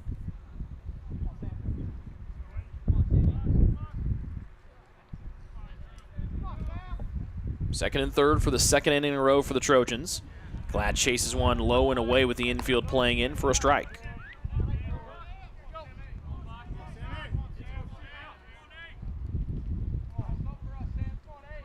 Colpine the lead runner at third. Taylor up 2-0 in the seventh. Glad bouncer right side and just scooped in foul ground by about a ball and a half is Nixon. And the way he was coming, he was looking to be throwing home. If that one would have been in fair territory. Instead, it just sits at 2-2.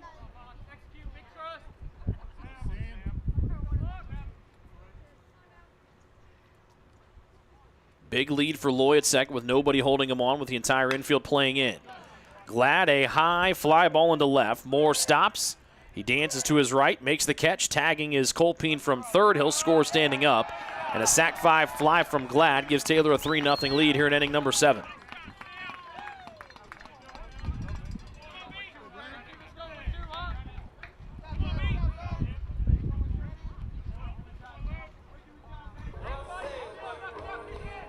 First run since the bottom of the first. And now here's Brennan Frickle working on a really solid 2-for-3 day and a stellar defensive showing at the plate as Cam Knepp gets ready to pinch hit. If Frickle can get on here. Fresh out of the car into the uniform from his suit from his job interview is Knepp. Got done at about a little after noon or so, but a 2-hour drive for Knepp. 2-0 now and one away from Frickle. We saw Cam's mom and sister show up, so we had a feeling that 14 and white was soon to make an appearance. Frickle up the third base side, but he dances at foul. Frickle singled in the first, doubled in the second, or doubled in the sixth, and then got stranded there along with Picchiotti. He still got Loy at second here in the seventh. Taylor's lead now up to 3-0.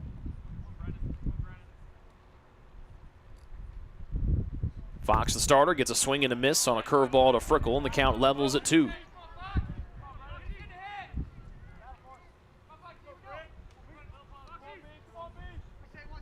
First game of 4 between the two teams that are part of the three-way tie for first place in the Crossroads League. Fox home out of the stretch. Frickle sits, bounces it foul up the third base line.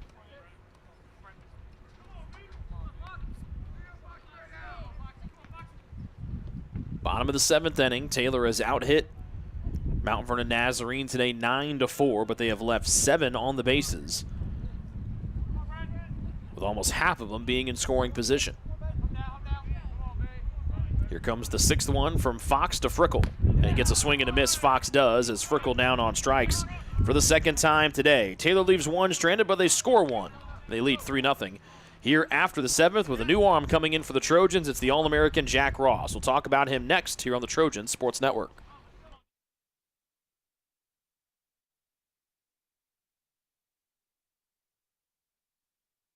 If you get sick, you can trust that we will take care of you. As a Magnet-designated healthcare system, our expert team will create a personalized plan to get you back on your feet. Marion Health. Great care from great people.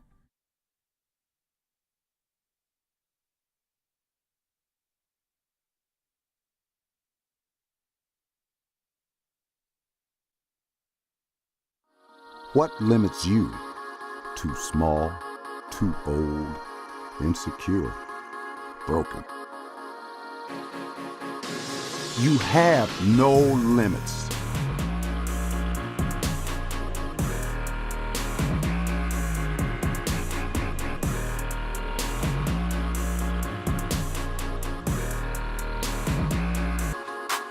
Rethink your limits.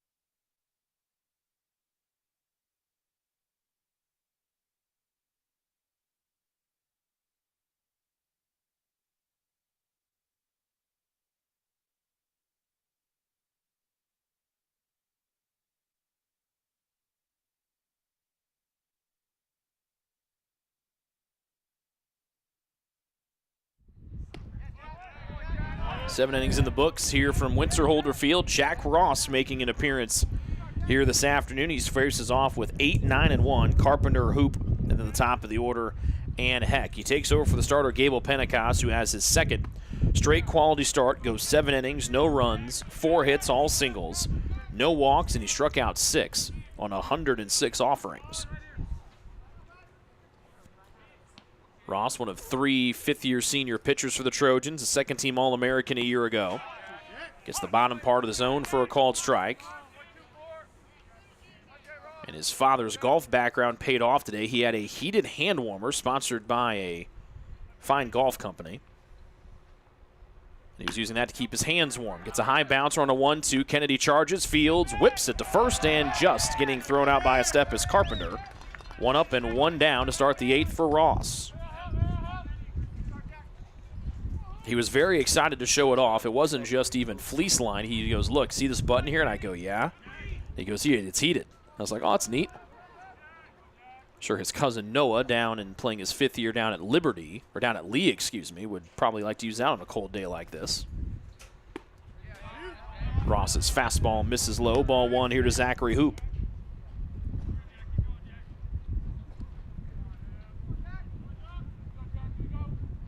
His uncle Gary, the head men's soccer coach here at Taylor, also played on the baseball team during his time here in Upland. Swing and a miss for Hoop, 1-1. So ironically enough, the two cousins play the sports of their uncles. Noah, the All-American golfer, and then Ross following in Uncle Gary's footsteps here on the baseball field. I don't know if Gary threw that hard or that nice. It's 1-2 on a called strike here to Hoop. Ross, a 2.61 ERA, 12th appearance, 1-0 record, and a couple of saves for the single-season saves leader. One hopper to the right side. Frickle snags it knee high. Good piece of fielding over there. Low throw that Glad able to make the stab at on Hoop, and he's retired for out number 2. The right fielder, Hogan Heck. Dating back to the Ryder Minnick single in the 6th, Pentecost and now Ross have combined to retire 7 in a row. And we go back to the top of the order, and Hogan Heck with 2 outs in the top of the 8th. Mount Vernon Nazarene down 3-0. First one away, ball 1.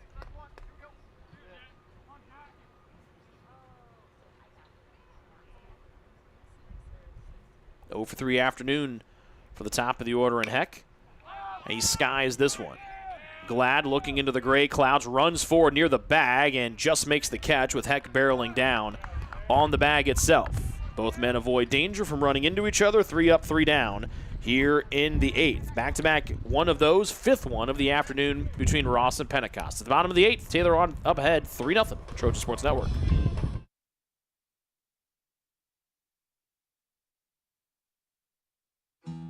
Best One Tire and Auto Care Upland is proud to support Taylor University Athletics. Located at 148 South Main Street, Best One is open 6 days a week. Owner Mike Pearson and his staff offer replacement tires from brands like Bridgestone, Firestone, and Goodyear. Customers can also shop for tires from the comfort of their home by using the online tire finder. When it's time for mechanical repairs, Best One's ASE certified technicians can perform a wide range of services to get their customers back on the road. And those same technicians can do repairs on fleet vehicles as well. Taylor Athletics says thank you to Mike Pearson and everyone at Best One Tire and Auto Care Upland.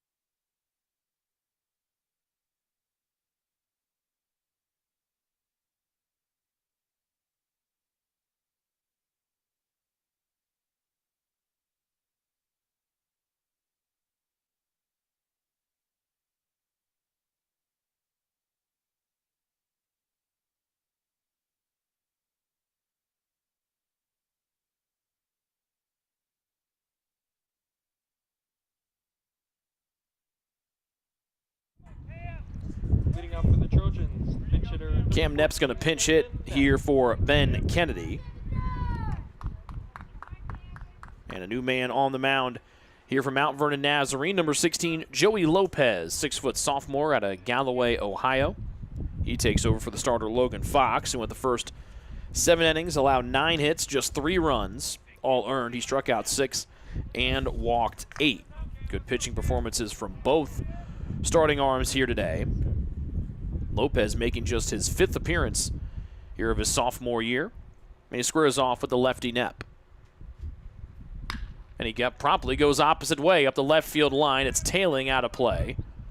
Now that would have been something. Come off of a car ride of 2 hours, you change out of your interview suit, and you take one swing and you leave the place. That would have been cool.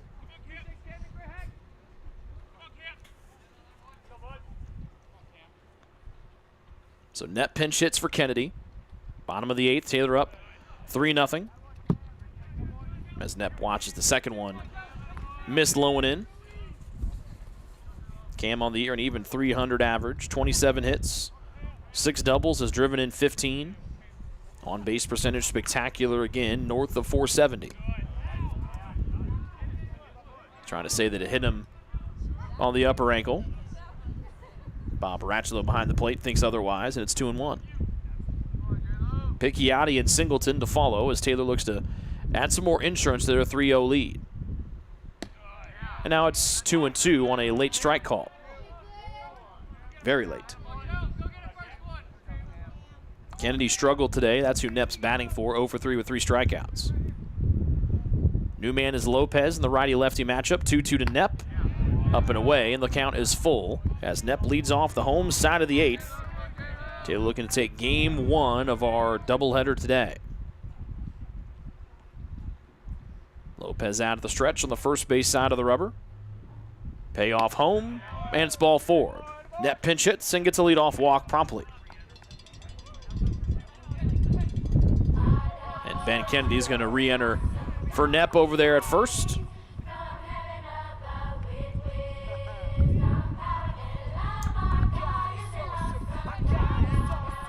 And here comes Picchiotti, the center fielder. Now batting center fielder Luke Picchiotti.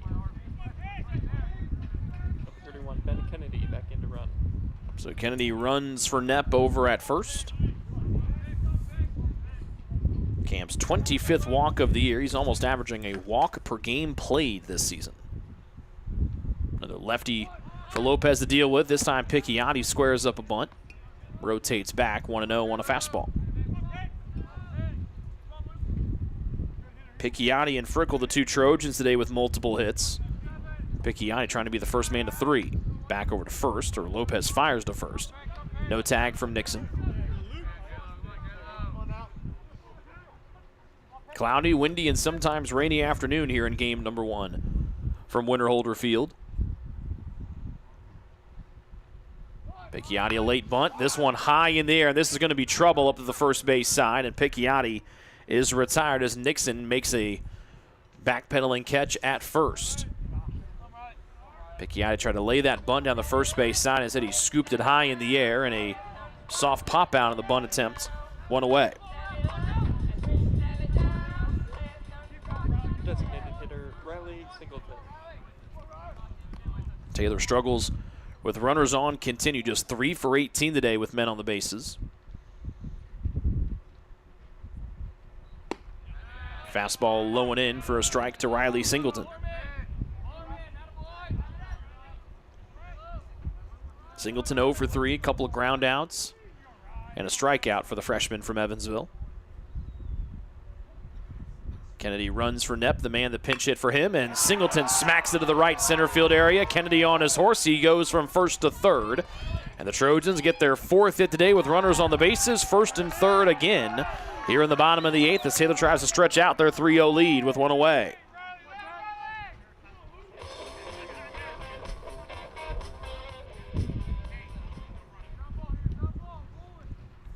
Luke Sutter is going to pinch hit here for Jacob Caruso, but looks like we're also going to get potentially a pinch runner over at first base, potentially for Singleton. It'll be fifth-year senior Cade Colpine. And the Trojans will call time as everybody wants to huddle around head coach Kyle Gould. One away, bottom of the 8th. Again, Singleton will exit in favor of Colpine over there at first.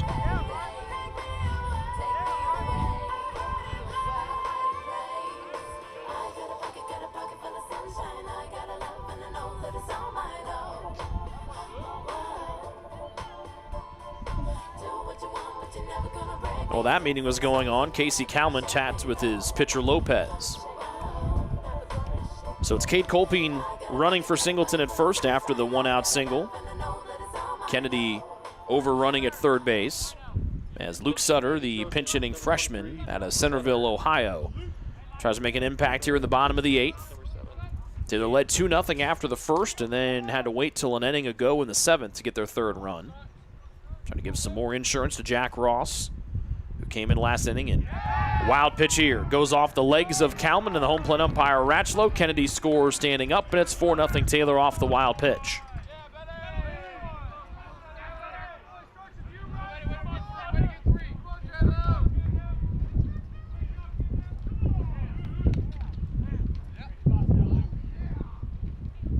A ball to Sutter. Sutter batting .278 with 5 hits on the afternoon, or on the season, excuse me, including a triple. Time is called as Lopez steps off the mound. 4-0 Taylor, one away in the home half of the 8th. In a highly anticipated series in the Crossroads League with 2 of the 3 teams tied for first place. Second one to the pinch hitting Sutter is a fastball high and away, 2 balls, no strikes. Cade Colpine again runs at second base for TU. Pinch running for the DH Singleton.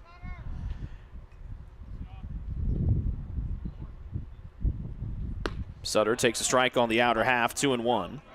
Couple finals to bring to you. This one says final weather delay, so we're not sure if it's final yet or not, but right now, whatever it is, it's final or if it's delayed. St. Francis leads Indiana Wesleyan 13-9. That's good because Indiana Wesleyan, that third team that's tied at 10-2 atop the league table with Taylor and Mount Vernon. 2-1 to Sutter. Rolls it over to the right side, and the count goes 2-2. Marion has defeated Grace 8-3. Huntington up 6-0 in the Forest against Bethel in the top of the 8th.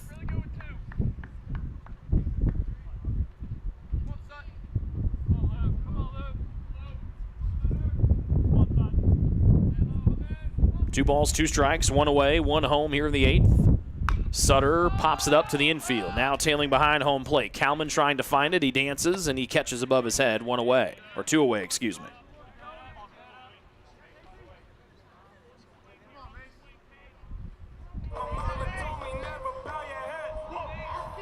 Back to the top of the order we go, and Mason David. Now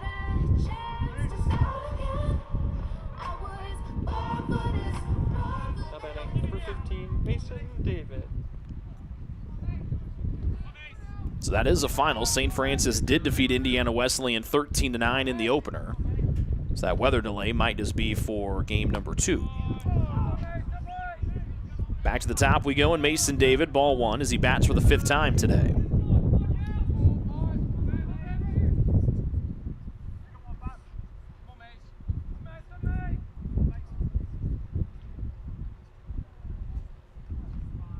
The older of the Colpine brothers takes his lead at second. David in the air to right field. Wind blows it down. Heck jogs in from right. Veers to his left or right, and he makes the catch for the 3rd out. We head to the 9th. The Trojans 3 outs away from a Game 1 win and what is going to be what could be sole possession of first place in the league. Ross to get those last 3 outs. 4-0 Taylor after 8. It's true. Many of us spend more time thinking about what's for dinner than thinking about retirement. But if you think your retirement needs deserve more attention, we agree, and we'd like to help. Your local Edward Jones financial advisors, Ryan Jones, Mark Sieglin, Rob Sisson, and Adam Sieglin, can help you get started today. They are proud corporate partners of Taylor University Athletics. Edward Jones, making sense of investing.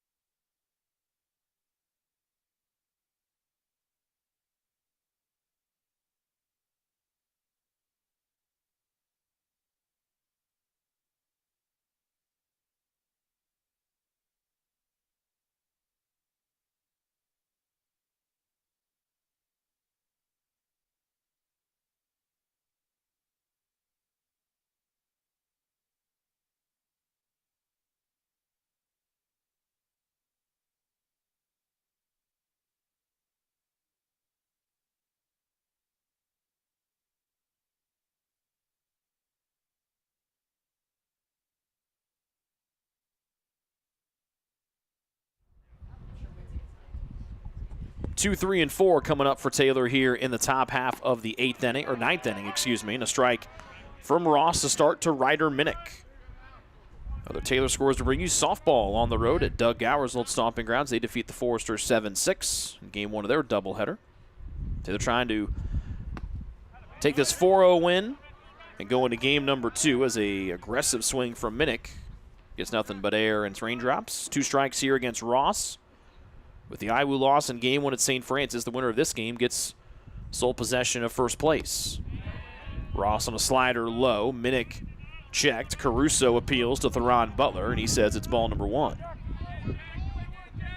Just 4 hits allowed all day, all charged to Pentecost, the starter. All were singles. Minnick has one of those that came back in the 6th. He leads off the 9th, and now he's got it to 2-2.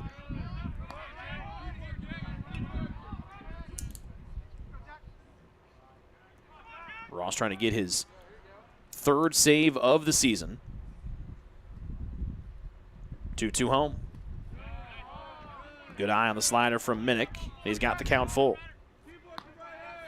This series features 2 of the top relievers, not just in the Crossroads League, but in the country. Jack Ross for the Trojans, Cruz McFadden for MVNU. Full count to leadoff man Minnick to start the 9th. And Ross loses him after getting ahead 1-2. Leadoff walk, that's the first walk that MVNU has earned all day. The catcher, Casey Kalman. 1 on for the catcher, Casey Kalman. That is the first leadoff man that has reached base safely today for Mount Vernon Nazarene.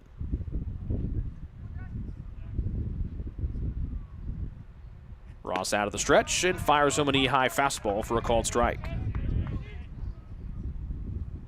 0 for 3 afternoon for Kalman. A couple of groundouts to the middle infielders, including the spectacular one from Frickle back in the 4th.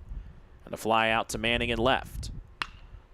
Off the handle of the bat towards left center field. Picchiotti playing back. He has to let it drop in front of him as Loy is still out there in left field for the Trojans. First 2 men have reached a walk and a single. And a courtesy runner coming in for the catcher, Kalman. That is Carter Lapata. And it brings up Johnny Nixon, their cleanup man.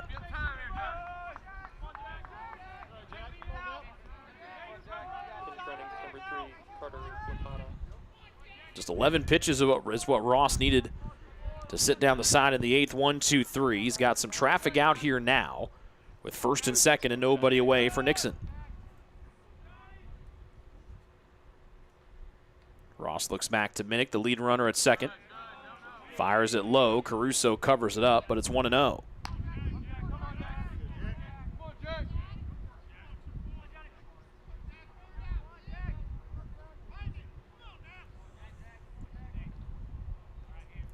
Ross was up on Minnick, and then a handful of pitches out of the zone gave that leadoff free pass. Strike 1, the call here, as Nixon shakes his head in disagreement. He's 0 for 3 with a ground out and a couple of strikeouts today. The 1-1. Hard hit towards center field. Picchiotti slips slightly. It drops in front of him, getting the wave around, coming around 3rd, and then stopping is Minnick. As MVNU respects the arm of Picchiotti, but the first 3 men have reached here in the 9th. And the tying run coming to the plate here in the form of Brady Lester, the lefty center fielder.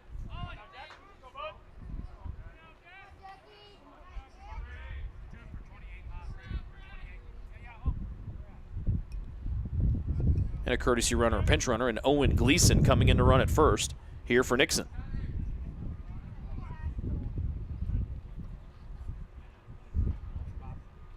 And time is called as Taylor pitching coach Justin Barber makes his way out of the dugout. First mound visit from either team here this afternoon. As the six-year pitching coach makes his way out to have a chat here.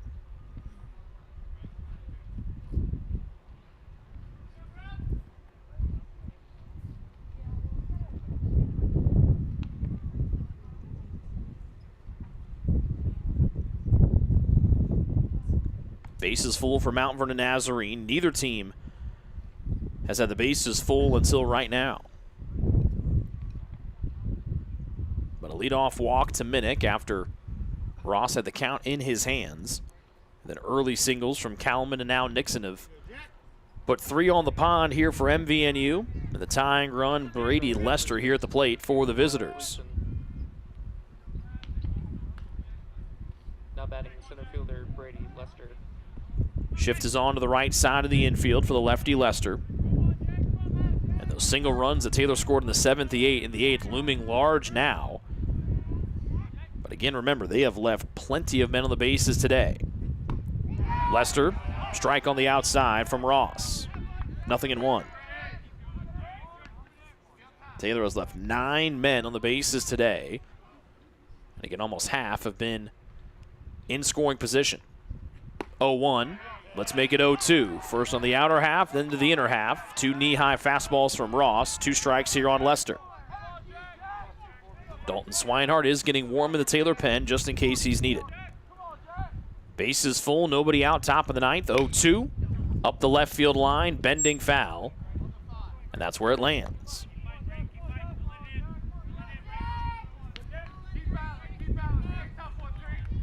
Ross has run into some trouble here in the top of the 9th.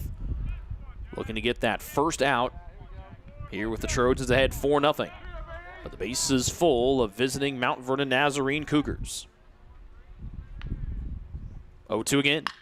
Hit hard up the middle. Kennedy fields at second. Steps on the bag there, throws to first. That's a 6-3 double play for the shortstop, shifting to the right side of the infield. Minnick scores on the double play. But the Trojans now away from a Game 1 win and sole possession to first.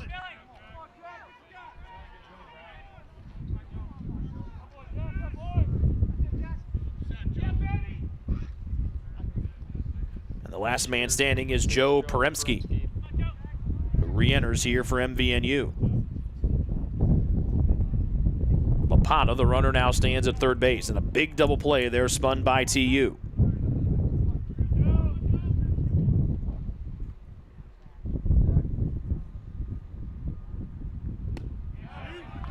Swing and a miss, strike 1.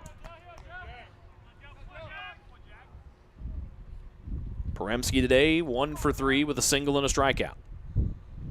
Top of the 9th, double play, and 2 gone. Slider loops away, 1 ball, 1 strike here for Poremski.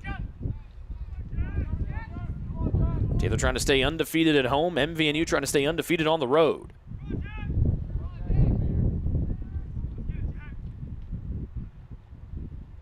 One home.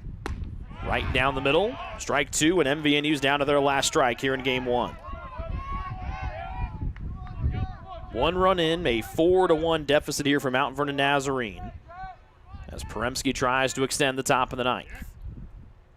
The 1-2 from Ross. Swing and a miss inside, and Ross gets his third save of the year as Caruso dropped it, picked it up, fired it to first, and the Trojans win their 18th game of the year and defeat MVNU by a final of 4-1 here in our opener today in a game that went 9 innings and lasted less than 2 hours, a brisk moving opener here today. 1 run on 6 hits, 2 errors from Mount Vernon Nazarene, the 21st ranked Trojans. 4 runs on 10 hits. They had no errors. They left 9. MVNU leaves 5 stranded today. Gable Pentecost gets the win. He moves to 3-1 on the year. Logan Fox takes the loss from Mount Vernon Nazarene. He falls to 1-3. Jack Ross gets the save. He now has 3 here on the afternoon. We'll take about a 25-minute break and come back with Game 2 between Taylor and Mount Vernon Nazarene. That's next here on the Trojan Sports Network. Cheeses, gourmet toppings, and the same method of preparation since the first restaurant opened in 1969. The kitchen can also whip up a sandwich served on fresh French-style bread, or it can put that sandwich into a pizza shell wrap. Customers can also add breadsticks or French-style bread as a side item. Greeks also offers a selection of salads and assorted dressings as well. Greeks is located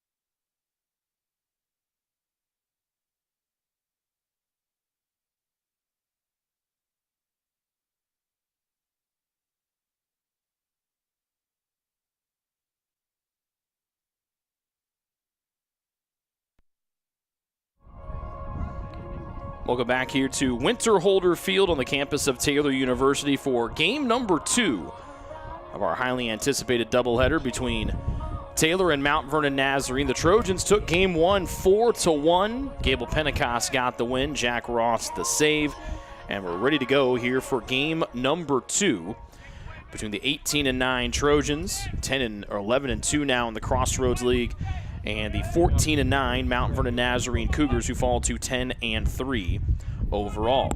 Their right fielder Hogan Heck leads it off. Nick Crabtree on the mound for the Trojans, and the first pitch is a strike on the outside part of the plate. 4:35 p.m. Game 2 start time.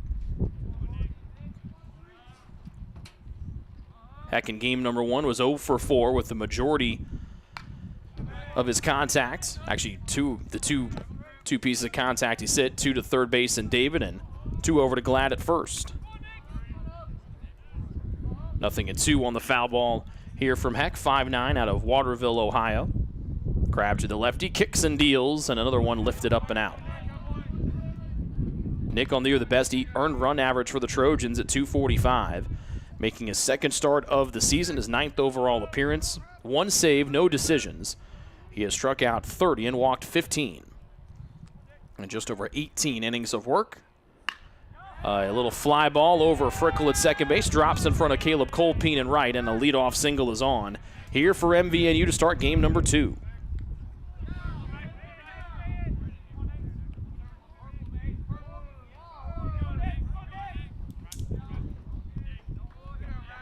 Second baseman, Ryder, Minnick.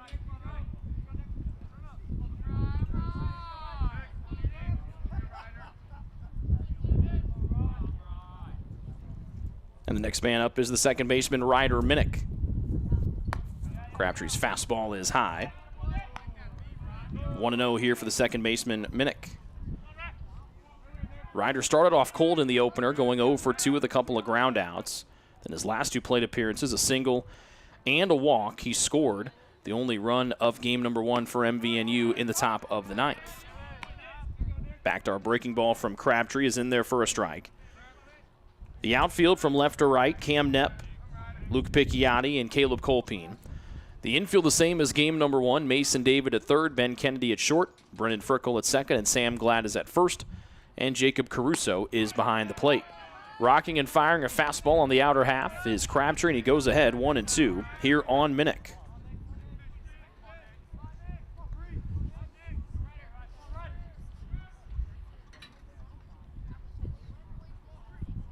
Crabtree readies, first base or third base side of the rubber.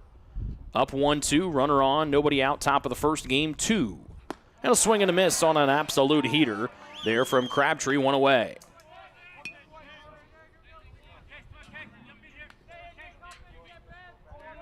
Good pitch there from Crabtree.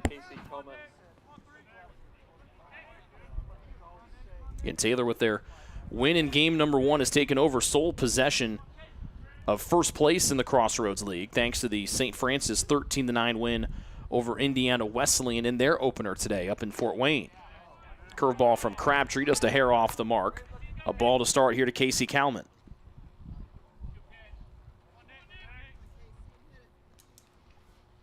Taylor, Mount Vernon Nazarene, and Indiana Wesleyan as Crabtree throws over to first. Those 3 teams are all tied atop the Crossroads League standings for first place when the day began today. But a big couple of series here as a runner goes. Hit and run is on. He might have to come back. Short fly ball into center. Picchiotti races in. The runner is going to get doubled up with ease as Picchiotti throws in a one-hitter as Heck stood at second base and watched Picchiotti catch it and then turned and watched Picchiotti throw the ball to first to double him up. An ear-to-ear grin for the movie star good looks of Luke Picchiotti, who go to the bottom of the first. No score on the Trojan Sports Network.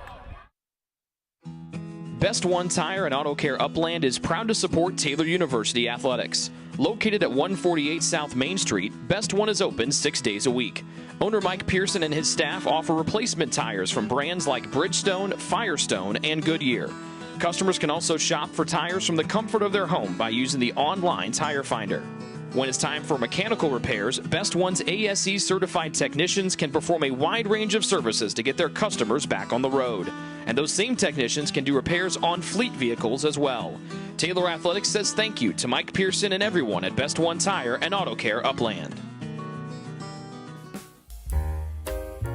It's true. Many of us spend more time thinking about what's for dinner than thinking about retirement. But if you think your retirement needs deserve more attention, we agree, and we'd like to help. Your local Edward Jones financial advisors, Ryan Jones, Mark Sieglin, Rob Sisson, and Adam Sieglin, can help you get started today. They are proud corporate partners of Taylor University Athletics. Edward Jones, making sense of investing.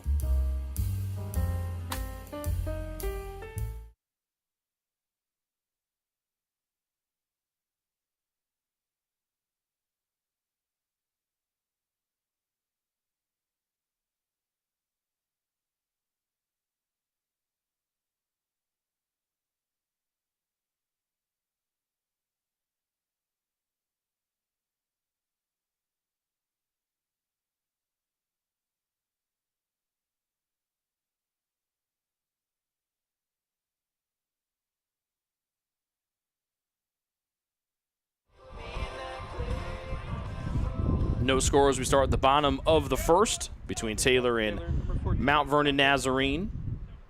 And it's Cam Knepp back at his normal spot atop the order. He squares off here with Jaron Bertkey here in the bottom of the first of game number 2. Knepp swings and misses, and he's quickly down 0-2 here to Bertkey. Jaron, a 7.77 earned run average, a 2-1 overall record as Knepp sends it to the right side. Minnick charges from second. He underhands to Nixon at first, and there's one gone for Taylor here in the bottom half of the first inning. Outfield, Joe Poremski in left, Brady Lester in center, Hogan Hex the right fielder, Ryan Willoughby at third, Zachary Hoop at short, Ryder Minnick at second, Johnny Nixon the first baseman, and the catcher is Ryder Bliss here for Jaron Bertkey in game 2 of our doubleheader and game 2 of our weekend series. Colpeen, Caleb takes a strike down the middle, and it's 0-1 here against the 6'3 right-hander Bertkey. Someone has heard something very funny down below as Knepp fouls it out of play. Caleb 2 for 4 in our first game earlier today. Bertkey out of Cridersville, Ohio, Lime Shawnee High School.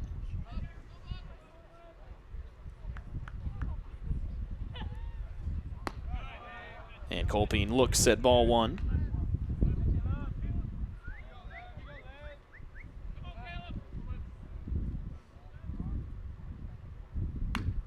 Colpeen fouls off the 1-2 to keep it at a ball and 2 strikes. Colpeen entered the day second on the Trojans in batting average. And this one up and away, 2-2.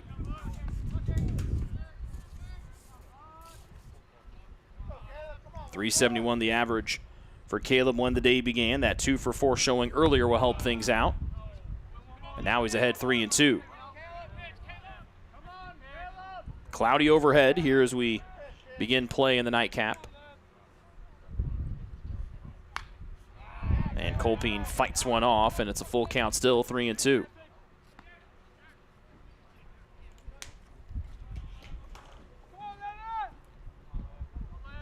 This will be the 7th pitch that Colpeen gets, and he looks at ball 4 away. And he continues to have an excellent eye at the plate, striking out just 8 times this season in over 100 at-bats. One on for Braden Manning.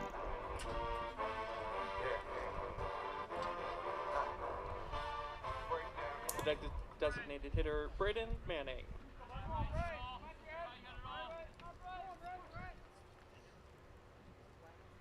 Top RBI man for the Trojans when the day began. He still holds on to that crown, thanks to Mason David, unable to drive in a run in our first game today. The ball to start for the righty DH. Colpeen takes off for second. Underneath of it was Manning on the cut. It's out of play, and it's a 1-ball, 1-strike count.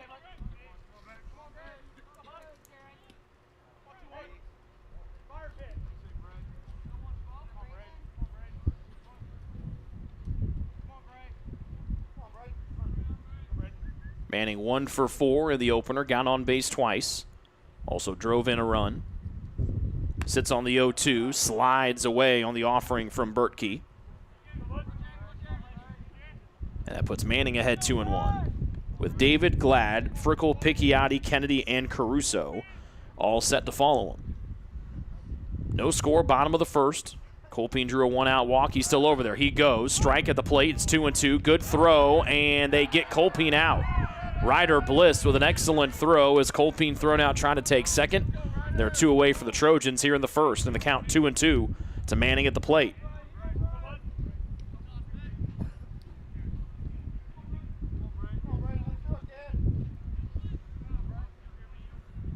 It was either Hoop or Minnick who had the tag. We'll wait and see who got it. 2-2 here to Manning. He swings and misses at a breaking ball, and after giving up a 1-out walk, Bertkey sees no one move past first base. We head to the top of the second. No score on the Trojan Sports Network.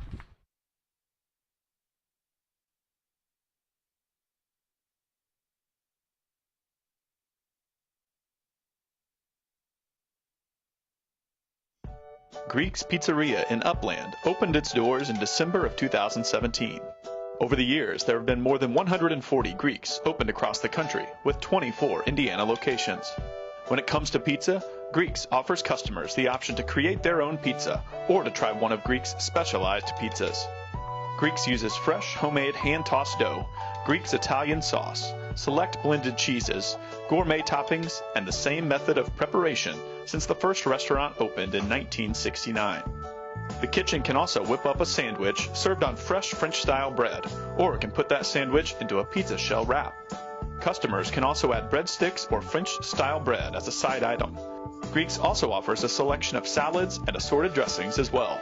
Greeks is located just off Main Street in Upland and is a proud supporter of Taylor University Athletics. Greek's Pizzeria. It's our taste.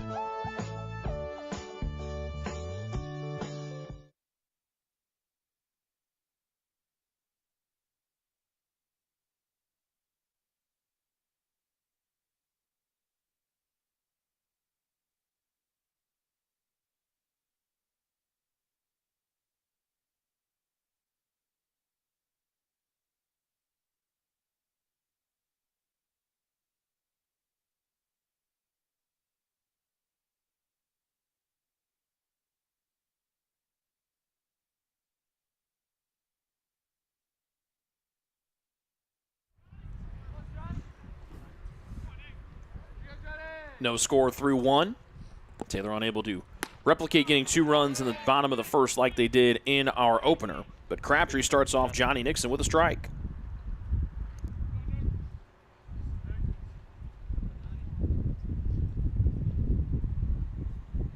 Nixon was the starting first baseman in Game 1. He's the DH. Or he's back over at first base here again in Game 2, I should say. I mean, Kalman was the man that's in a new position here.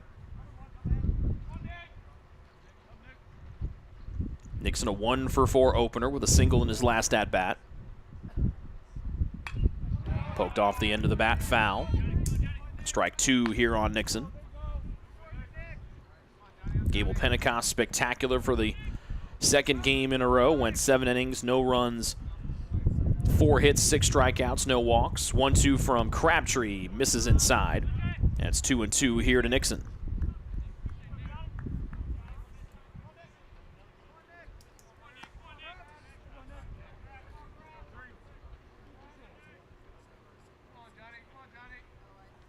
Nixon trying to get on to lead things off here in the top of the second. Little half swing up the right side off of one hop. Frickle bounces to his left. He fields. Tight play at first. Glad made the pick, and they retire Nixon. Frickle had to wait for that hop to come his way. It almost bounced away to his left or right, but he was able to snare it and turn and retire the runner at first. Center fielder, Brady Lester. More top-notch plays defensively from Frickle at second. Shift is on to the right side for the lefty Brady Lester. Lefty on lefty with one away. Lester shows bunt, crouches down, makes that zone a little bit smaller, and it's ball 1.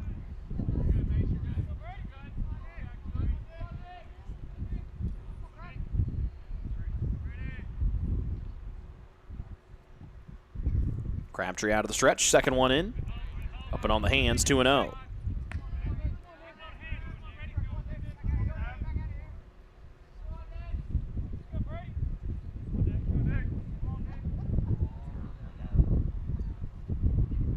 Wind starts to pick up as it blows in from right field. And just below the knees, Crabtree misses by a hair, and he's fallen behind 3-0.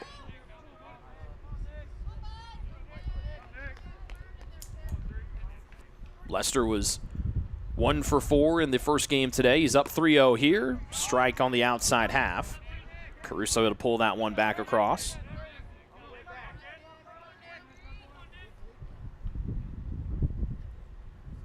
One away here in the second. Shift on to the right, 3-1. Lester pops it up, and it goes out of play, and the count is full.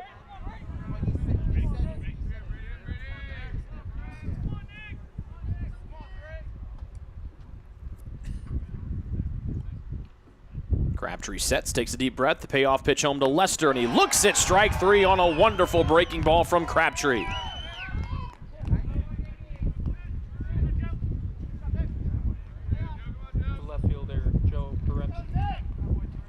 So more strong pitching out of the Trojan sophomore class. First Pentecost in game 1, and now a nice start here to things in game 2 for Crabtree.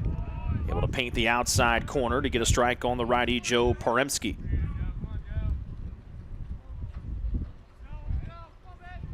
Neither team was good in the opener with 2 outs. MVNU 0 for 9 with 2 away. Taylor was 1 for 9. To the left side, David on a knee. Stops at third, back over to first. Glad ranges and picks it. That's a 1-2-3 second as defensive plays being turned beautifully all over the field today for the Trojans. Off to the bottom of the second. No score on the Trojan Sports Network.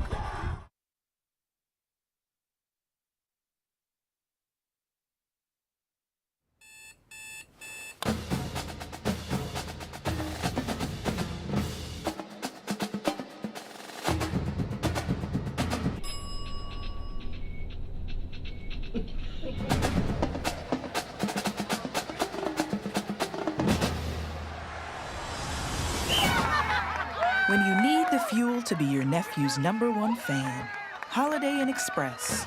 We're there, so you can be too.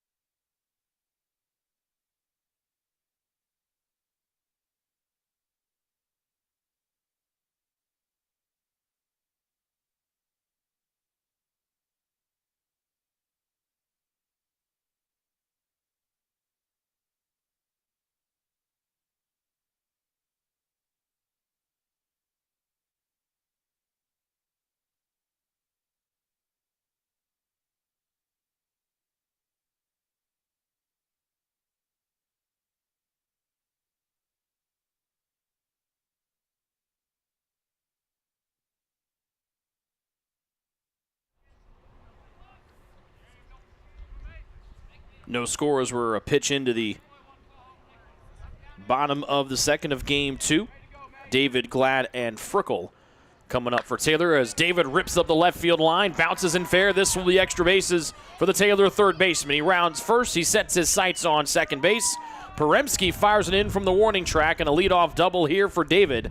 Gets things going on the right foot for Taylor here in the second.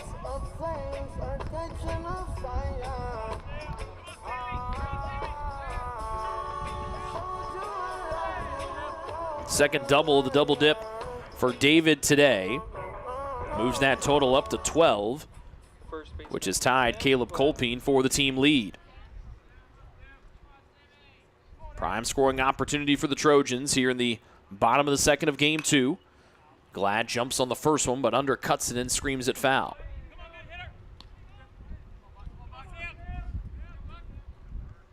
Taylor in game number 1 was just 4 for 21 with runners on base. They were 2 for 11 with runners in scoring position. Glad trying to change that around here with their first man in scoring position of the nightcap. Letter high fastball that Glad thought was a hair high. It's in there for a strike from Theron Butler, our home plate umpire here in the game 2 tonight.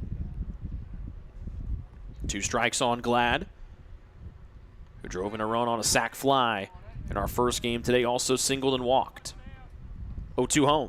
Glad swings and misses at a nice breaking ball from Bertkey. Dropped, Glad runs to first, and Bliss throws it down there for out number 1.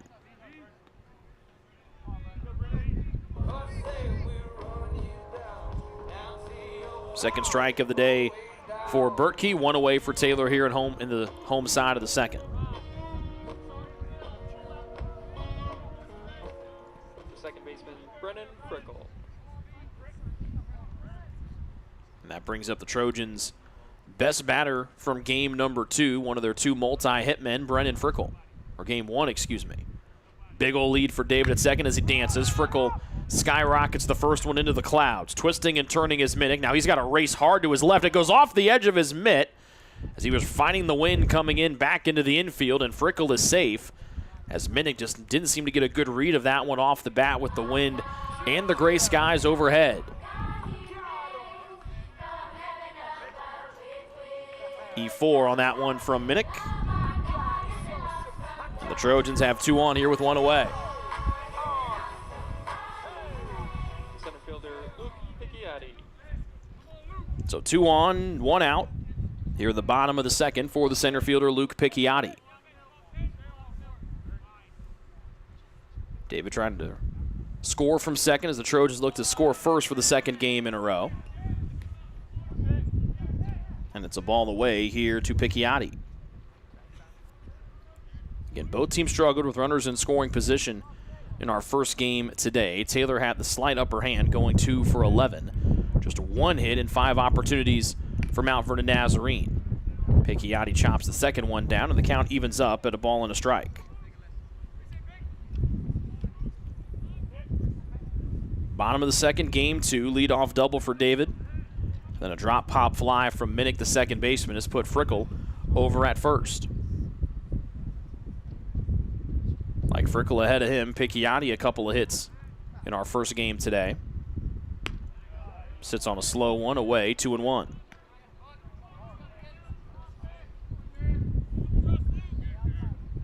Picchiotti batting .260 when the day began with 13 hits and tied with a couple of guys for the team lead in home runs with 3.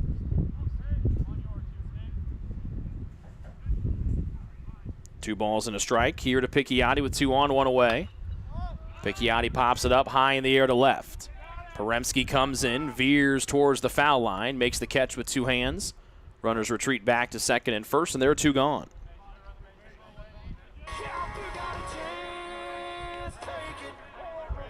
So Taylor trying to get some 2-out magic here. They were 1 for 9 in game number 1. And Kennedy will try to do some damage here out of the 8th spot. Shortstop, Ben Kennedy. Ben was 0 for 3 in game 1 with 3 strikeouts. As Bertkey trying to get out of this inning unscathed here in the second. Knee-high fastball called for a strike away from Kennedy. Ben started the day with a team best batting average at .379. 25 hits, but slugging .591 with 10 extra base hits. Second one up high from Bertkey. A ball and a strike here to Kennedy, who's the 5th batter of the inning. No score, bottom of the second. Taylor victorious in game number 1, 4-1. And they've taken over sole possession of first place in the Crossroads League with Iwu's game 1 loss to St. Francis. Third offering to Kennedy. Good backhand stop by the catcher, Bliss. Keeps the runners where they are, but Kennedy moves ahead 2-1. Caruso, the catcher, waits on deck. Say they're trying not to leave more runners stranded. They left 9 of them on the bases and almost half of them in scoring possession in game 1 earlier. Kennedy cuts on and misses the fastball, and the count levels up 2-2. David, the lead runner at second. He's been standing there for some time after a leadoff double. Frickel behind him at first, with the wind blowing in from right center field. Righty-on-righty matchup as Bertkey deals. Kennedy pokes it through the right side past the diving Minnick at second. Here comes David running on contact with 2 outs and a 2-out hit for the Trojans. Thanks to Ben Kennedy, give the Trojans a 1-0 lead here in the bottom of the second, and runners are the corners here for Caruso.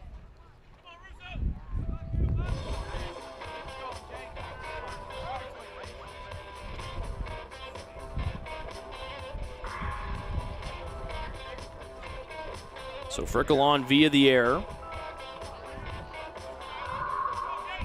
And Caruso steps up for the first time here in game 2. The catcher, Jacob Caruso.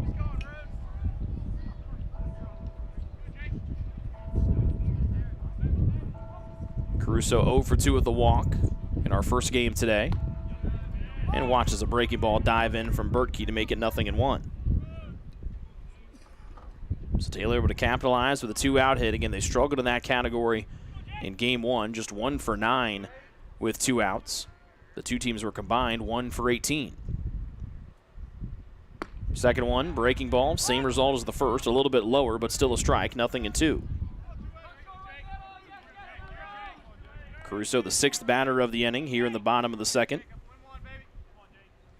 A 2-out RBI from Kennedy has him at first, a run home in David, and Frickle at third. 2 strikes on Caruso. Bertkey out of the stretch. Runner goes. They throw down to second. And not in time. They're back home, and Frickle scores on a stolen base and wags that right index finger.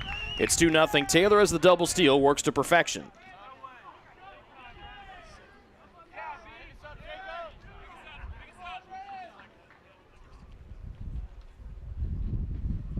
A ball to Caruso. It's 1-2, and Bliss wants to come out and have a chat with Bertkey on the edge of the mound.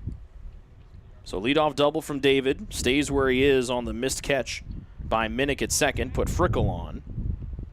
And then good base running from Frickle, going first to third on the RBI single from Kennedy. And he scores here on a double steal as Hoop, the shortstop, cut off the throw before it could get to second, but that was more than enough time for Frickle to score the 90 feet with relative ease. Decent-sized lead for Kennedy at second with 2 outs. A ball and 2 strikes on the catcher, Caruso. And he turns inside and it hit him on the arm. And he is awarded first base. And the lineup turns over to David.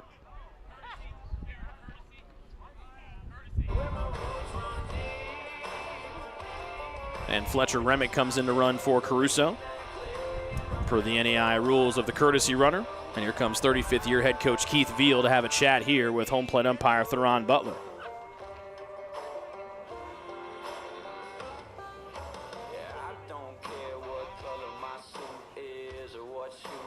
So Veal might be trying to argue that David didn't make Caruso didn't make enough of a move out of the way. Might even be saying that he leaned in a little bit with his left arm. It looked like more Caruso pivoted at the waist, and it hit him on the back of the left arm. Mason David just ran out of the dugout for some reason.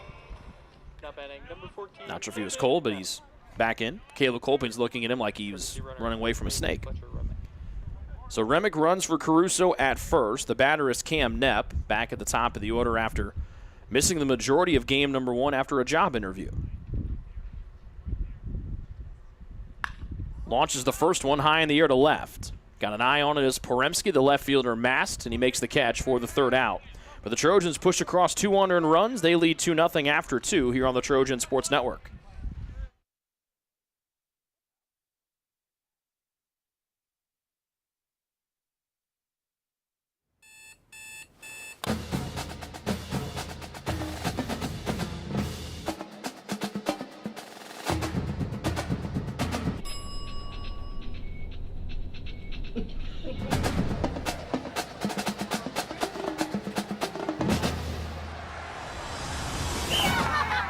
When you need the fuel to be your nephew's #1 fan, Holiday Inn Express.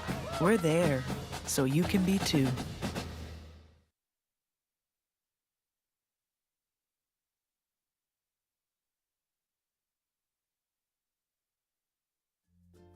Ivanhoe's has been serving Taylor students since 1965, when Ivan and Carol Slane purchased the restaurant. Located on Main Street, Ivanhoe's is less than a mile from the Taylor campus and is open 7 days a week. The menu features choices for lunch, dinner, as well as 100 different milkshakes and sundaes. Customers can find other dessert items as well. The staff is proud to support Taylor University and appreciates the support of Ivanhoe's through the years.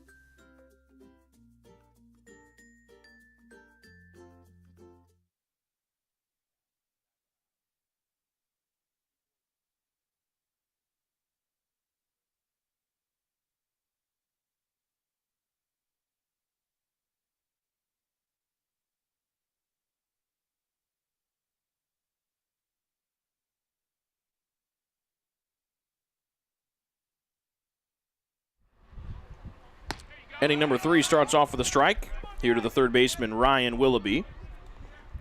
As we're joined here in Game 2 by the former All-American and Player of the Year Lincoln Reed, who just got done teaching. How's it feel to be like on spring break, big guy? Feels good, Rick. Happy to be here, man.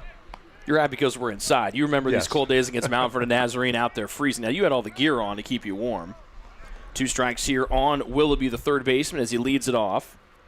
Crabtree has faced the minimum his first 2 innings. He had the routine 8-3 double play to get out of the first, and then a 1-2-3 conventional second. A ball here to Willoughby, the third baseman. We did not see him in game number 1. Taylor leads 2-0 here in the top of the third, going for the doubleheader sweep. Up the middle, Crabtree fields his position. The pitcher turns and fires, and there's 1 away.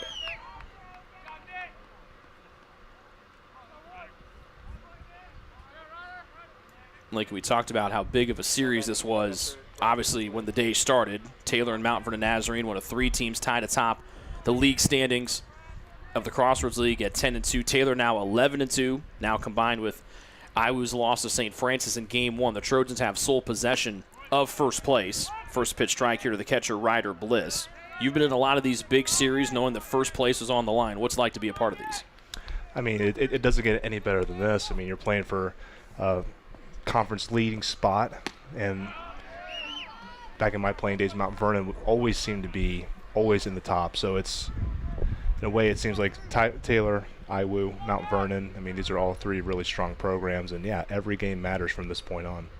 2 strikes on Bliss, and it's good morning, good afternoon, and good night. Third strikeout here for Crabtree, and there's 2 quickly out here in the third.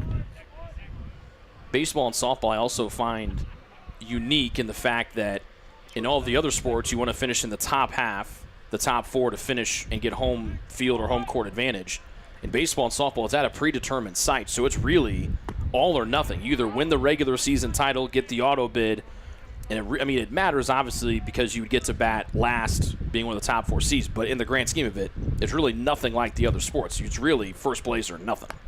Yeah, absolutely. I mean, you have that opportunity in the conference tournament to also gain a bid, but really that's not at this point what you want. You want to win the conference outright because you want to secure that bid.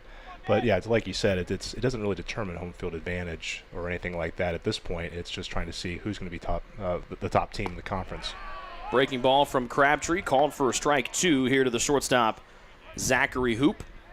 He was 0 for 3 in the game earlier today, 2 groundouts and a strikeout, as Crabtree tries to retire his 8th man in a row. And he does with an upper 80s fastball, a swing and a miss. That's back-to-back 1, 2, 3 innings from Crabtree.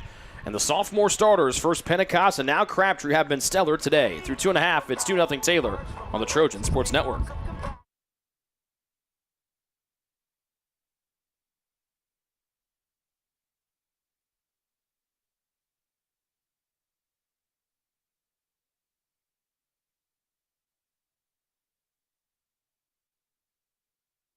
If you get sick, you can trust that we will take care of you. As a Magnet-designated healthcare system, our expert team will create a personalized plan to get you back on your feet. Marion Health. Great care from great people. What limits you? Too small, too old, insecure, broken. You have no limits.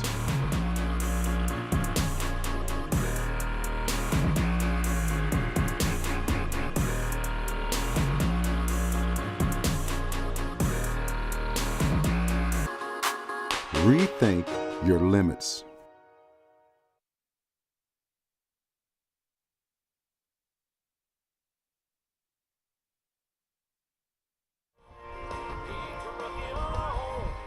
The professional hitter Caleb Colpine leads things off in the bottom of the third for Taylor, with the sun trying to peek out from behind the clouds on this windy Friday as spring break starts to take in full effect as campus starts to get more and more vacant. Colpine walked and then was thrown out trying to steal second back in the first. 2-0 Taylor here in the third, and an off-speed pitch is thrown in there from Bertkey. And it puts Colpine down 0-2. 38 hits now after a single and a double in the opener. Looks at strike 3, and that's just the 9th strikeout for Caleb Colpine this season and over 100 at-bats. Has very rarely struck out in his entire career. The DH, Braden Manning. In the low 50s coming in, so a rare feat there for Bertke, an even more rare one as he deals a ball to Manning, getting one in a 1-2-3 variety. So quickly one gone in the third for Manning, the DH. The righty swings and misses, and it's 1-1.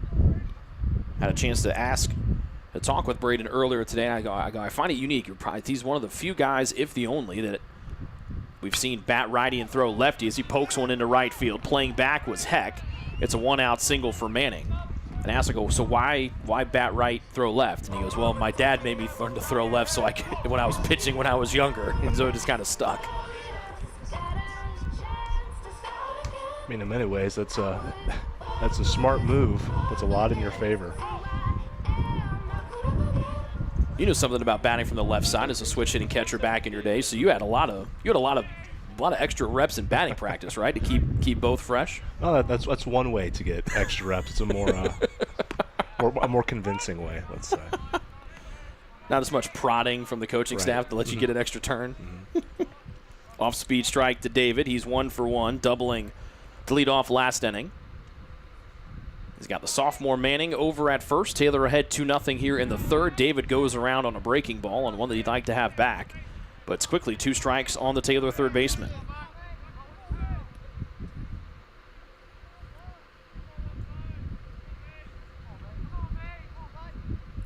David 1 for 5 in the first game earlier today. Was the leadoff man with Nepp on his way back from the job interview. Swings and misses, and another 3-pitch strikeout here for Bertke. 2 gone in the third.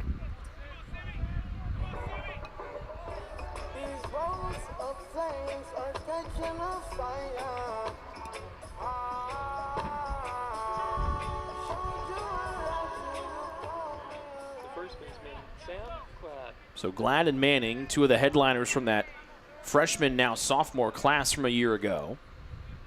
Trying to get back on the right foot here offensively.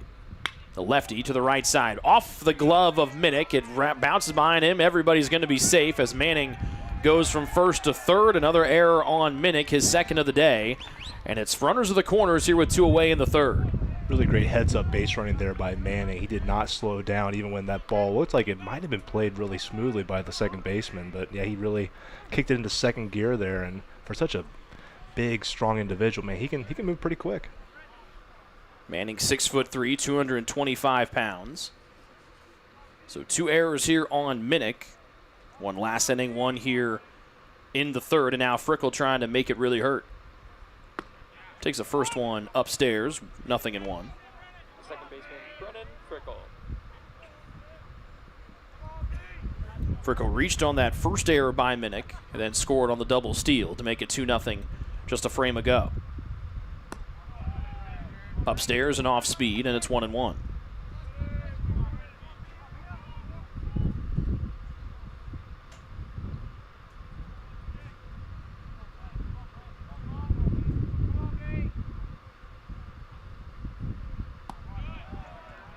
Frickle sits back.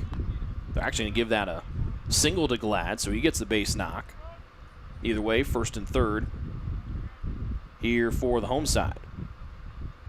2-1 for Frickle. Taylor up 2-0 here on Jaron Bertke in game 2. The righty comes home, and Frickle skies this one out of play. And just judging by Brennan's facial reaction, one that he would like to have back. That was kind of right in his wheelhouse, it looked like.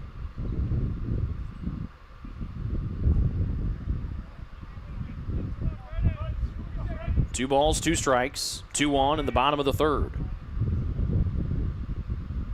Bertke, the righty, comes home, and Frickle got underneath one upstairs and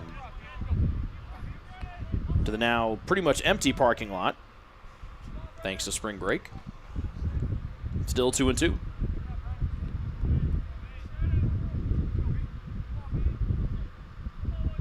Manning, the lead runner at third.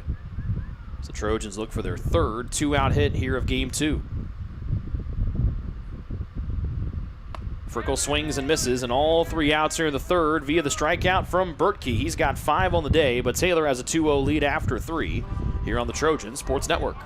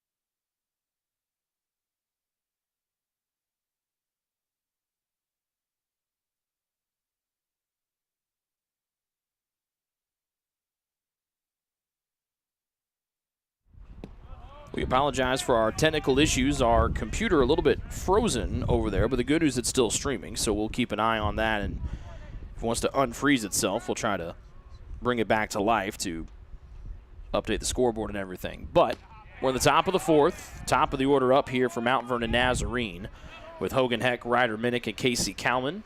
Count is 1 ball and 1 strike. Here to Heck.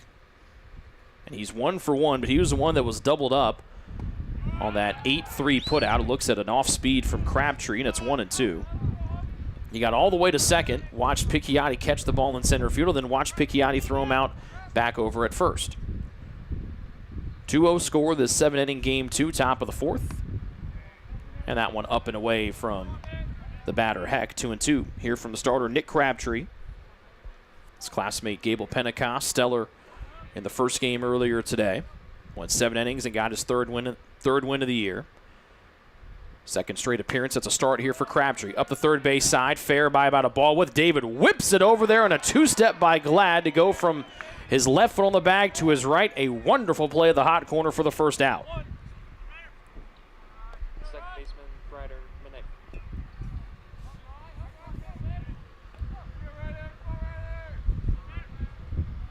1 for 2 day for Heck, and here's Ryder Minnick. Righty, lefty on righty here, and Crabtree fires in the off speed, 0-1.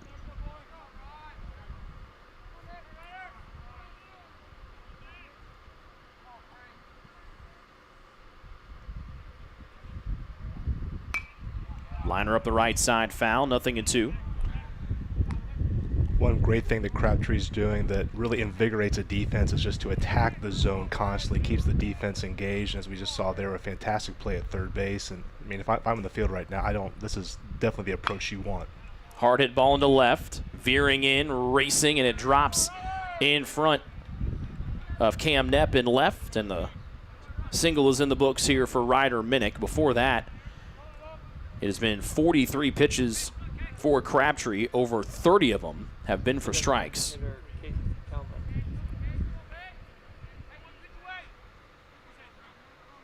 So a 1-out single there for Minnick, and here's the DH, Casey Kalman. So the Trojan pitchers doing a good job today of finding the zone. Pentecost, Ross, and now Crabtree here in game 2. And on cue, starts him off with a strike inside.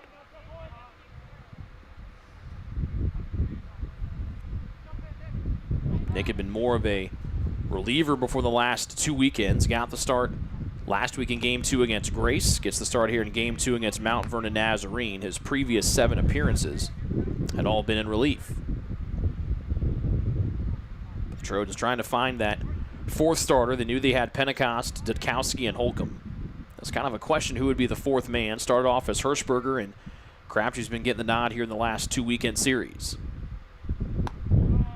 Fastball sails up and in. 2-1 here on Kalman.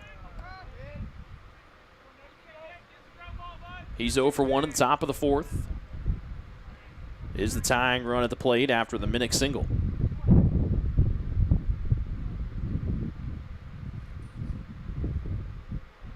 Fourth one home. Little flare up the right side, and it's going to drop into right field. In front of Colpine with a 1-out single. First to third, flying around as Minnick. And MVNU's got their first runner at third base today. Still 1 away in the 4th, but the Cougars threaten to cut into this 2-0 hole.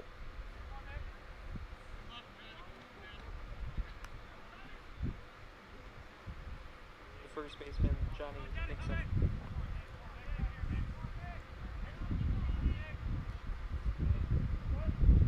One out the top of the 4th for the 6'4" Nixon. And a 1 for 4 game earlier today. 0 for 1 so far here in game 2. And Crabtree starts things off with another first pitch strike. Curveball in the outer half to the cleanup man, Nixon.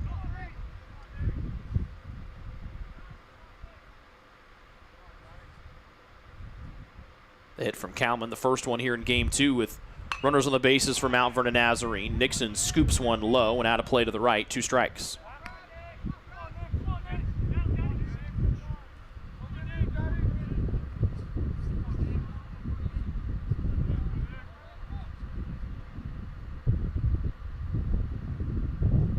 Runners at the corners with one away, the 0-2 home. Nixon to the left side. David scoops it up over to Frickle at second for one. On to first. Glad picked it, and he kept his foot on the bag. A big 5-4-3 double play to end the frame. Nixon doesn't like it, but we head to the bottom of the fourth with Taylor leading 2-0 here on the Trojan Sports Network.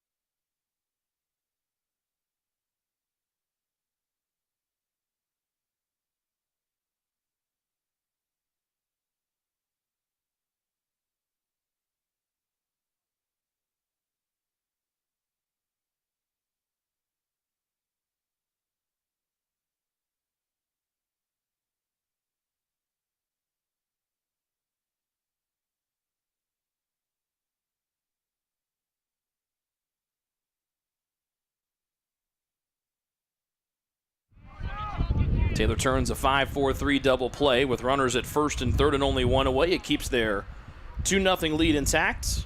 Lincoln and Rick back here with you in the bottom of the fourth.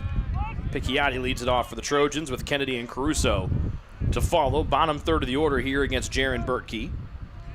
With the spitting rain starting to rear its ugly head again. We had that for the better part of our first game, about 5 innings worth.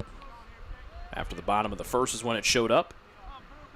Strange how Indiana weather works. A couple of days ago, it was supposed to be sunny in the high 50s, and it's raining in the 40s. Picchiotti doesn't care. He takes a jog to first on a leadoff walk here to start off the fourth.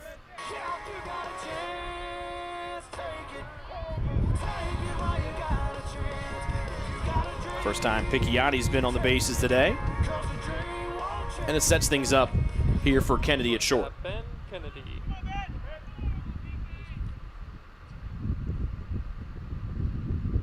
A rare day where the wind blows in here at Winterholder Field. Comes in from right center this afternoon. Kennedy goes against it, up the line. Will it hook around the foul pole?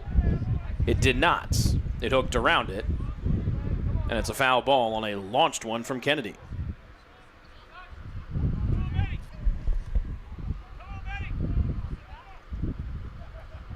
Kennedy, the team leader in batting average when the day started, at well over 370. He's 1 for 1 here so far in game 2. Eye level, backs away for ball 1.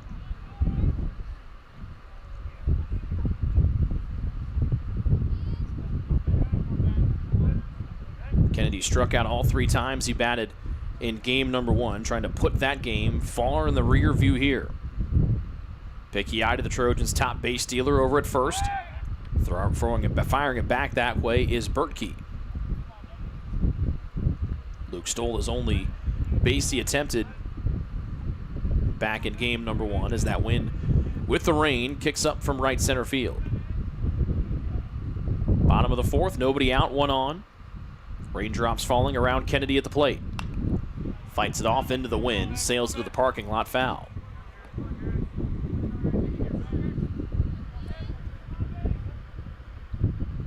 Caruso to follow here in the bottom of the fourth as Taylor tries to stay perfect here at home and move to 12-0. Loss in game number 1 was Mount Vernon's first road loss of the year. Kennedy down 1-2. Bertkey comes home. Slider that's too far off the outside part of the plate. 2 balls, 2 strikes.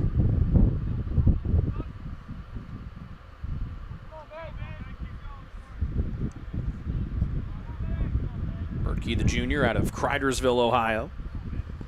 Squaring off with a sophomore from Evansville, Ben Kennedy. The 2-2. Runner goes. Swing and a miss. Strike out the plate. Veering off to center field. The ball clicks off the heels of Picchiotti. He turns and sets his sights on third. And he's going to be in there with ease. Stolen base at second.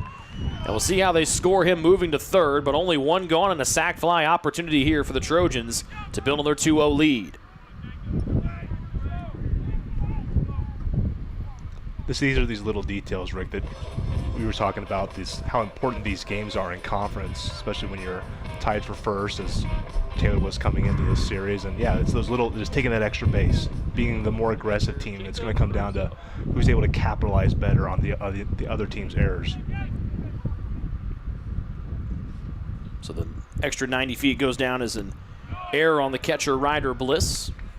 His throw bounced in short and then ricocheted off the foot of Picchiotti.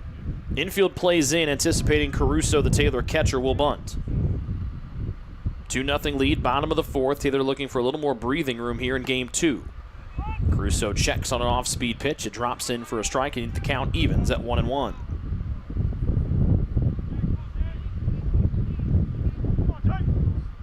Wind really starting to pick up. Not as hard as it was here on Saturday when anytime you put a ball in the air, it was flying about 400 feet. Letter high, gets the outside half. Caruso thought it was a ball. It's not. And the count goes to 1-2. Good battle back here from Bertkey after the first pitch was out of the zone. Infield plays in here for Caruso, batting out of the 9 spot. The closed righty stance crowding the plate.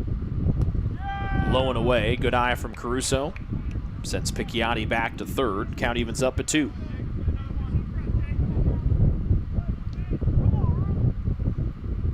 Picchiotti a leadoff walk, stole second, moved to third on the throwing error on the same play.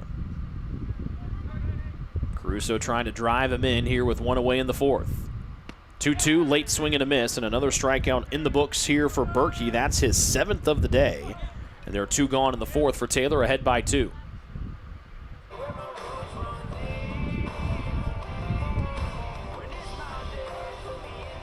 And back to the top of the order we go, and Cam Knepp.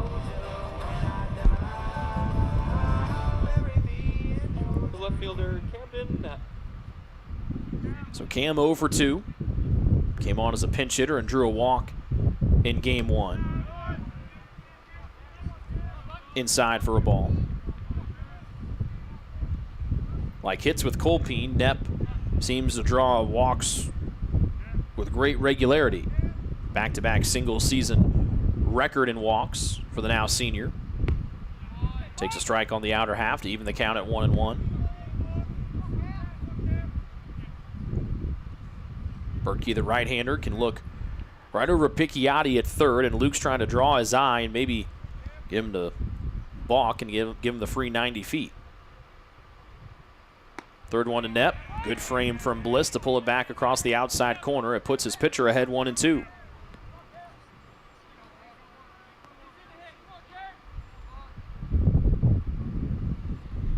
Two 2-0 Taylor lead, bottom of the fourth. Rain starting again, wind again whipping in from right center. Runner at third with 2 away. Knepp through the wind, high up the left field line, is tailing out a play to the left. And it lands foul in the plaza outside of Stillman Fieldhouse. Yeah, this whole at-bat, they've been challenging Knepp with a lot of outside pitches, really challenging him to go the other way with it. They've got a complete shift on here. I don't know if they're anticipating a rollover, but yeah, it's these type of at-bats where if you can fight and find a way to get this run in, this could be a separator. Minnick, the second baseman, really close over there at second, but looking at strike 3 is Knepp, and another big strikeout for Bertkey. He's got 8 on the afternoon, and we've played 4 from Winterholder Field. Number 21, Taylor, leads Mount Vernon Nazarene 2-0 here on the Trojan Sports Network.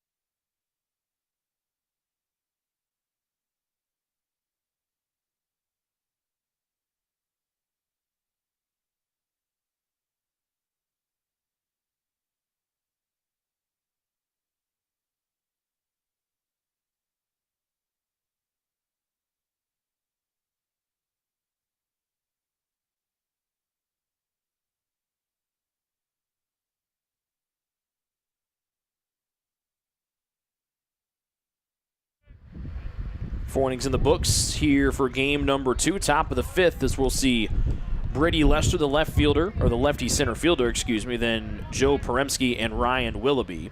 Mount Vernon Nazarene batting, trailing Taylor 2-0. And another first pitch strike here from Crabtree.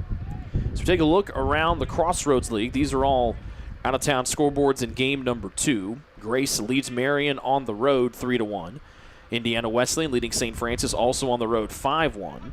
Second one to Lester is a ball, evens the count at 1-1.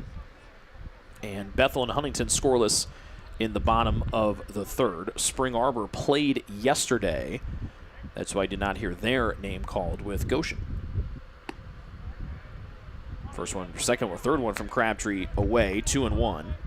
As the sun coming out off to our left with the raindrops still falling overhead. Big shift is on to the right. 3 defenders on the right side of the infield. Mason David all by his lonesome on the left. Trying to pull it that way is Lester, who's the only lefty in the order here in game 2 for Mount Vernon Nazarene. And the count even 2-2.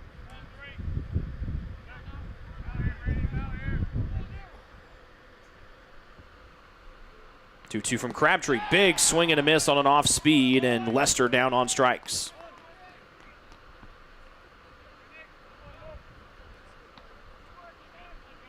Left fielder Joe Poremski. 0 for 2 day for Lester. 5 punch-outs today for Crabtree. Game 2 of these doubleheaders go just 7, so time is running out for both teams trying to manufacture runs. Ball to start here for Joe Poremski.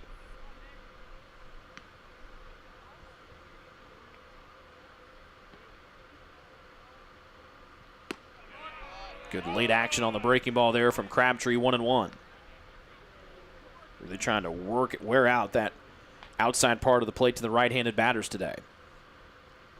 Also works with great pace as Poremski scoops one up and out to the parking lot. Foul, one ball, 2 strikes.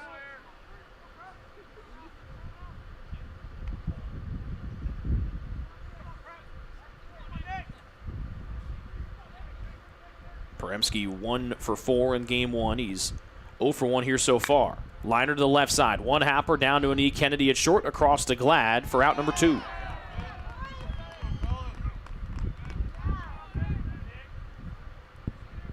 An 0 for 2 day for Poremski as Crabtree looks to get his 3rd 1-2-3 inning of the day. It would also be the 4th time he's faced the minimum here this afternoon.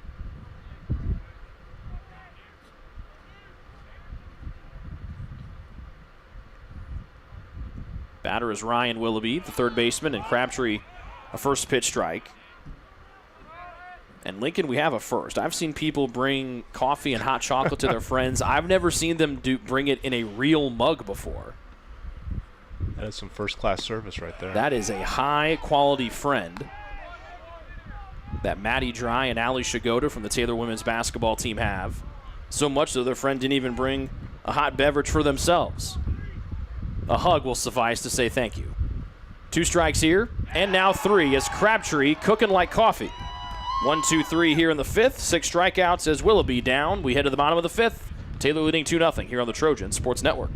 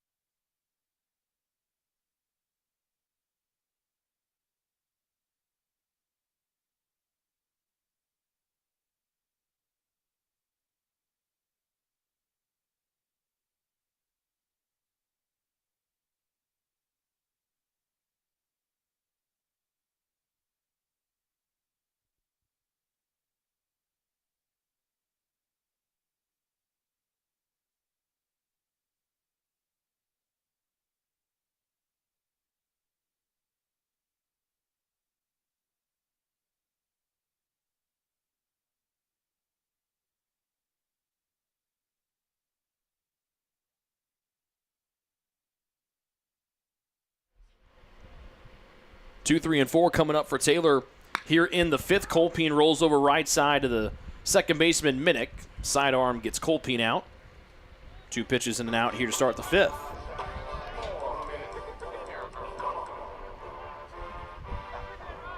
For 2 day here for Colpine in game 2. And it brings up Braden Manning, the DH. The designated hitter, Braden Manning. And a shift to the left here for the power hitting righty. Minnick, the second baseman, just a couple steps to the left of second. Not as extreme as the Trojans do when the lefty center fielder Lester is up for MVNU. First one's a ball. Manning chops down the second one, and the count evens up. When the day started, Manning a team-high 25 runs batted in, one of 4 Trojans with at least 20 on the year. Bouncer left side into the shift, Willoughby. And a little liner out there, and Manning's out. 2 away here quickly in the 5th for TU, and Mason David comes up with nobody on. It's on cold days like this where, if possible, you want to keep your pitcher warm. So give him a chance to get a breather as well. So you're down 2 outs. Try to extend the at-bat.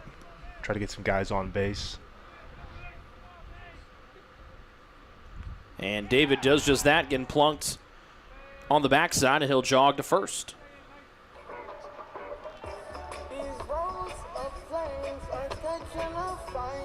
Third time that Taylor's gotten on with 2 outs here today. Neither team's been really great in that category this afternoon. The struggles with runners on base have continued here in game number 2. Taylor just 2 for 11 in that category after going just 4 for 21 in game 1 earlier. Runner goes, ball to Glad, or strike to Glad at the plate. Good throw, but diving to the back edge of the bag is David. He's in there underneath the tag of Hoop, the shortstop.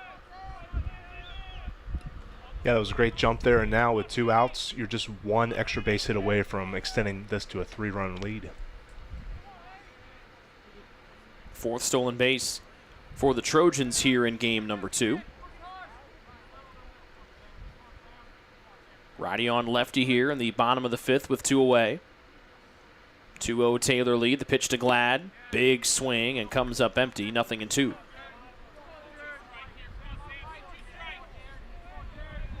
Glad singled his last time up on a scorcher off of Minnick's glove at second base. Birdkey readies. Waiting. Now delivering. And just above the letters and outside, 1-2.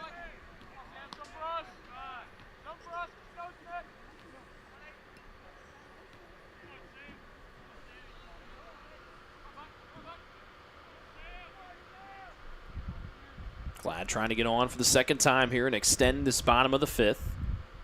Looks at a 1-2 low, and he's got the count even to 2.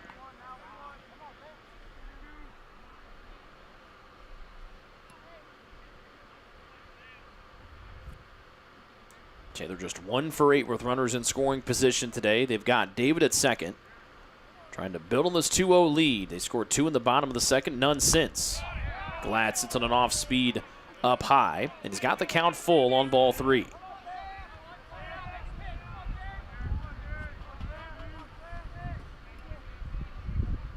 Brennan Frickle waits on deck if Glad can be the 2nd straight man to reach here in the home side of the 5th. Birdkey peers in, gets the sign arms extended, deals the payoff, and that hit Glad. Back-to-back hit by pitches as David retreats back to second. So 2 on, 2 out here for Frickle.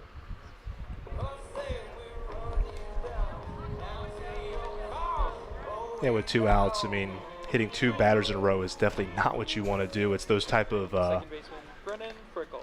those errors that you can control. That, I mean, if Brennan Frickle can just get a base hit, I mean, the outfielders are playing way back. Even if he just hits a single here, we're definitely scoring at least 1 run.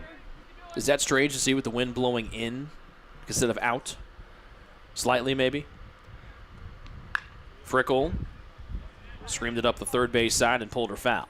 Yeah, I mean, it's definitely an interesting strategy. And I don't know, here at Winter Holder Field, if the wind's like you were mentioning, if it's blowing out, you just have to hit an easy pop-up that could go 400 feet. So with it blowing in, I mean, it's with 2 outs, I mean, they could just be playing for that third out. But, I mean, all the runner on second base has to do is get an awesome jump, and he scores easy. Frickle into the wind, high right side. Foul ground is where the first baseman Nixon drifts, and he makes the catch just as the field transitions from turf to grass. So the Trojans leave 2 more on the bases. That's 7 in total here in game number 2. We're through 5, and Taylor on top, 2-0 over Mount Vernon Nazarene on the Trojan Sports Network.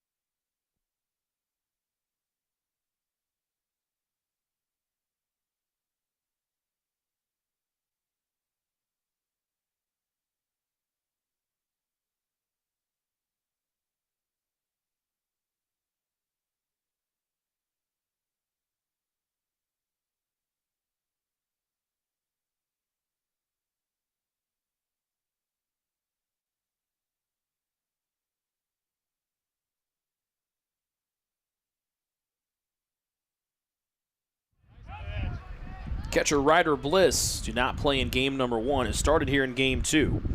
Time running out for Mount Vernon Nazarene in the nightcap, just going 7. They trail 2-0 to start the 6th, and quickly down 0-2 is Bliss. Backup catcher out of Centerville, Ohio. Struck out on 3 pitches in the 3rd. Crabtree trying to duplicate that here to start off the 6th. A little bit low, 1-2. Bliss, Hoop, and Heck, 8, 9, and 1. Coming up for MVNU.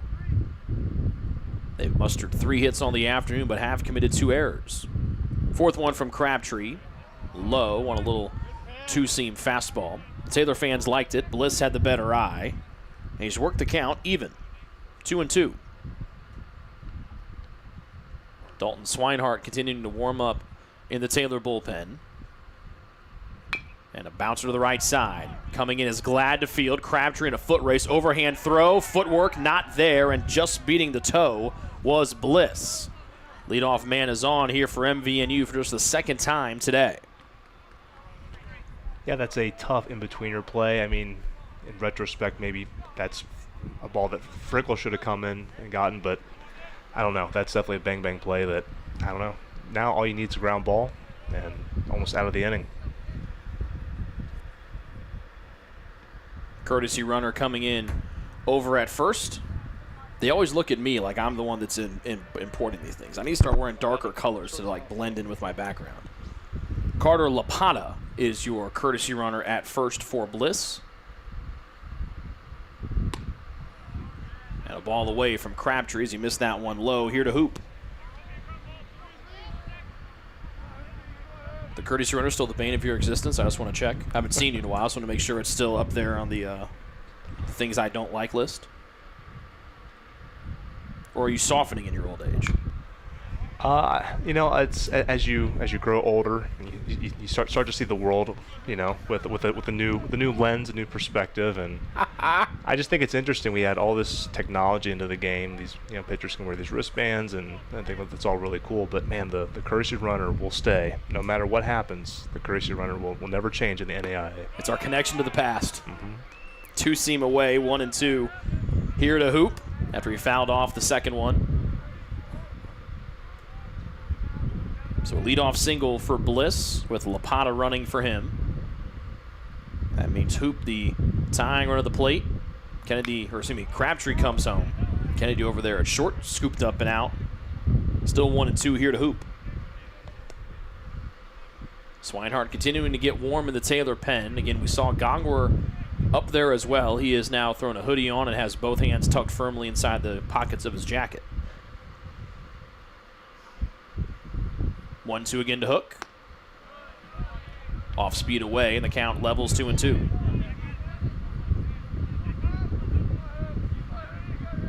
Taylor used just 2 pitchers in game number 1. They would like to keep it, as head coach Kyle Gould mentions, a non-expensive game here for the pitching side here in the nightcap. Runner stays on the 2-2. In the air, Wynn trying to knock it down, and this one's going to be a catch over the shoulder from Frickle, who retreats and makes the catch in shallow right for out number 1. Yeah, here in Upland, the wind, it's like, I know Chicago's the windy city, but we might be the windy city of Indiana. It never stops, and there's some days where it's to your advantage, and some days it comes back to bite, but here, that one, on any average day, that's a single. So from a defensive standpoint, you just got to play the wind. Sometimes it's in your favor. Back to the top of the order we go, and Hogan Heck, the right fielder. Batting from the right side. He's 1 for 2 today. Goes after the first one and loops it foul just in front of his own dugout. Singleton got doubled up in the first and then grounded out on a really, really nice play from David at third base. Defense has been the calling card today with highlight reel plays all over the place for the Trojans in both games so far. Swing and a miss, down to a knee goes Heck, and he falls behind 0-2.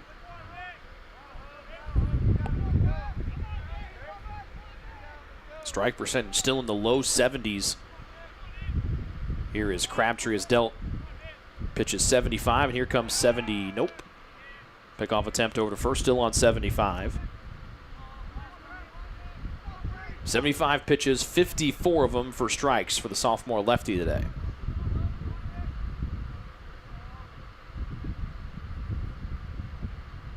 Deep breath as he readies for the 0-2, and here it is. Pop up behind home plate. Caruso ditches the mask, makes the catch, and they're 2 away.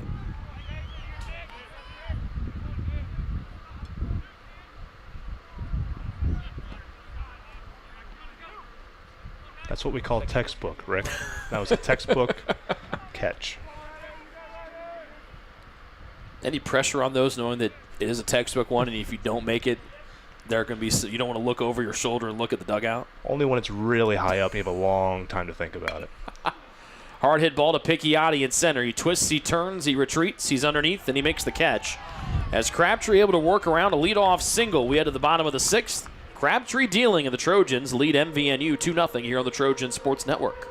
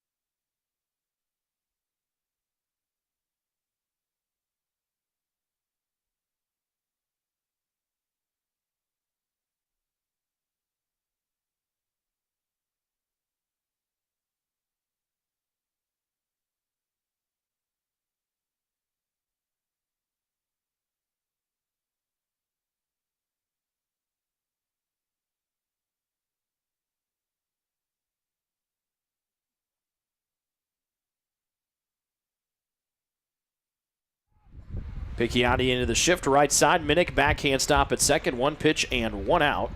Here to start off the bottom of the 6th with Taylor ahead over Mount Vernon Nazarene 2-zip. With some action in the Taylor bullpen here, Kennedy, that is like this unwritten rule. If there's a first pitch, first out, you take that next pitch. You just try to work the at-bat to give your guy in the bullpen some time to warm up. So it's Kennedy tasked with that issue, with that here, and he listens to Lincoln, which is smart. They don't give out All-American awards and Players of the Year to just any dope.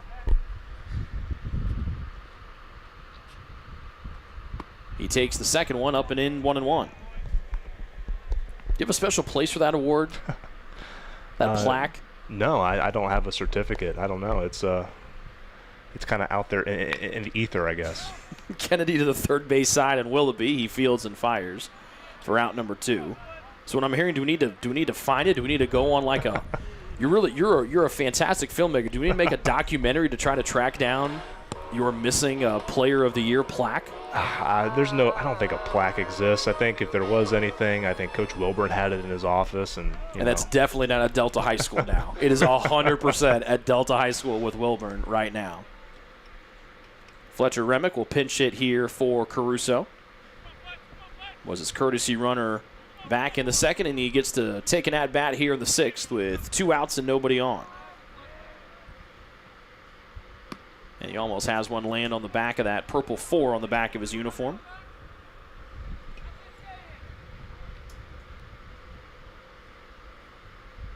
Fletcher has the best batting average for the Trojans on the year, but doesn't have enough at-bats to qualify in the rankings. Batting .478 as he plays in his 21st game. 11 for 23 with 4 doubles. Pops up the 1-1 here to the infield. Giving way to Minnick is the pitcher Berkey. And it's a 1-2-3, bottom of the 6th. But Taylor 3 outs away from a doubleheader sweep, and it looks like Dalton Swinehart coming in here to take the Trojans to the finish line. Here to the top of the 7th we go next on the Trojan Sports Network.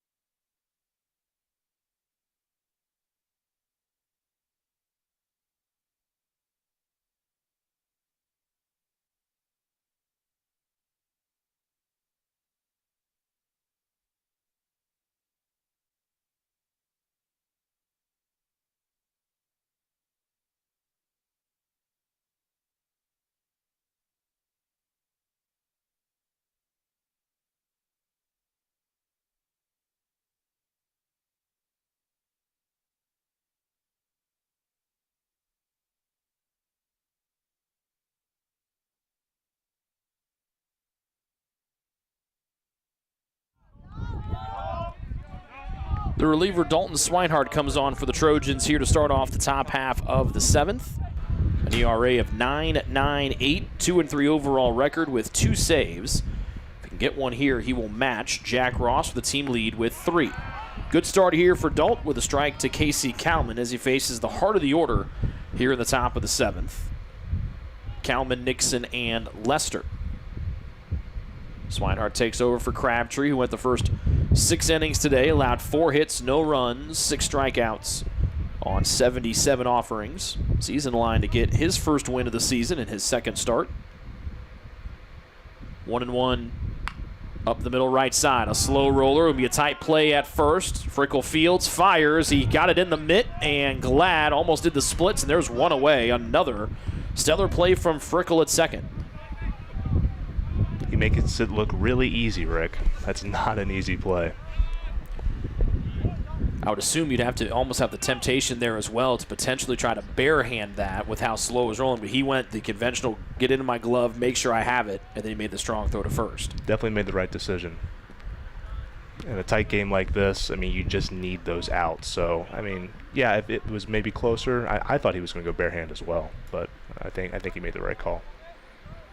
Ball one here to Nixon, who's 0 for 2 today. Again, just a 2-0 deficit here for MVNU. So any base runner will start adding pressure here on Swinehart as he comes in here to start the 7th. Trying to lock this down and get Taylor their 19th win of the year, their 12th one out of 12 tries here at home. As they try to keep their one-game lead in the Crossroads League standings at first. Strike one on a fastball low, 2-1. Again, Nixon a ground out and hit into a 5-4-3 double play with 2 on and 1 out back in the 4th. Bounces up the middle here. Kennedy charges, makes the play on a slide behind second base. He whips it to first. That pulls Glad off the bag. Nixon will stay where he is. And the Trojans get a home field bounce as that ball ricochets off the chain link fence, goes straight into the air by about 7 feet. And so not advancing on the wild throw from Crabtree is Nixon. But a runner is on, and a pinch runner coming in here in Grant Moore. But the tying run to the plate here for the center fielder, that is Lester. Gotta love that hustle by Caruso backing up first base. That's what it's all about, man. I mean, you don't know how that ball's gonna bounce, and I don't know. So I, as a fellow catcher, I really appreciate that hustle. Great work, Caruso. Tying man here is Lester. Shift is on to the right here with 1 away in the 7th. And a good frame by Caruso to pull it up to the knees. A strike to start things here to Lester on a 91-mile-an-hour fastball from the righty Swinehart.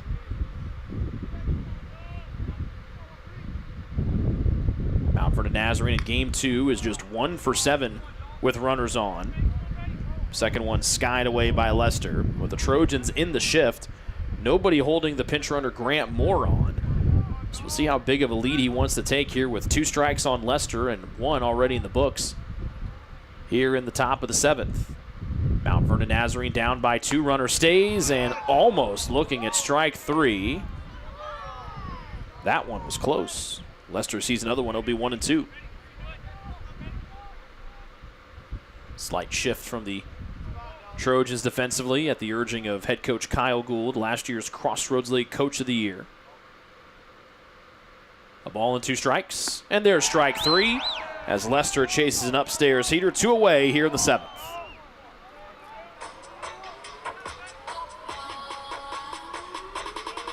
So 2 away for the left fielder Joe Poremski. He represents a tying run of the plate. He's 0 for 2 today. 2 outs into the 7th. And a 2-0 game. Swinehart out of the stretch. Runner stays. This one gets away from Caruso, goes to the backstop, and moving up 90 feet is going to be Moore on the wild pitch.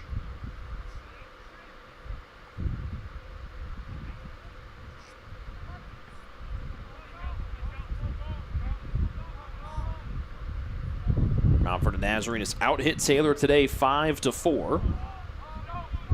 But the Trojans have the advantage where it counts, up 2-0. Fought off the middle. Swinehart unable to make the play. Kennedy charges. He wants a bare hand try from short. High throw. Glad on a toe, and he got him! Kennedy, a highlight reel play for out number 3, and the Trojans win game 2, 2-0. There were spectacular defensive plays all over the field in both games. And that was a fantastic play by Kennedy there. I mean, once again, we've been talking about how easy Frickle makes it look. I mean, Kennedy the same way. He's got such smooth hands. The way he moves through the baseball is really great there. And yeah, I mean, the conventional thing to do with a tight ball game is to just, you know, maybe you let the runner take that base if it's too close. But no, I love the aggression by Kennedy. Great work. The Trojans get both games today, winning game 1 4-1, winning game 2 2-0. And the team, one of the two teams that came in tied for first place with them in the Crossroads League standings now sits 2 games back in Mount Vernon Nazarene. As you look ahead, you've been in this situation before, Lincoln. Same 2 teams tomorrow. Obviously, you want to go for the series win, but with getting these first 2 wins today, what does that do for the Trojans heading into tomorrow? It's huge. I mean, at this point, you don't want to get too focused on the big picture. You just need to focus on winning the next game and winning the next out and winning the next inning, and everything seems to take care of itself. So don't worry about what IWU and what some of these other teams are up to. That'll take care of itself. All you can do is focus on what you can control, and that's winning those 2 ball games tomorrow. Can I tell you what the IWU score is? Are you curious at all? I am curious, Rick. I am curious. They are trailing 6-5 in the top of the 7th. Wow. So there you go. So we'll keep our eyes on that. We'll mosey on to the Ivanhoe's post-game show. That's next here on the Trojan Sports Network.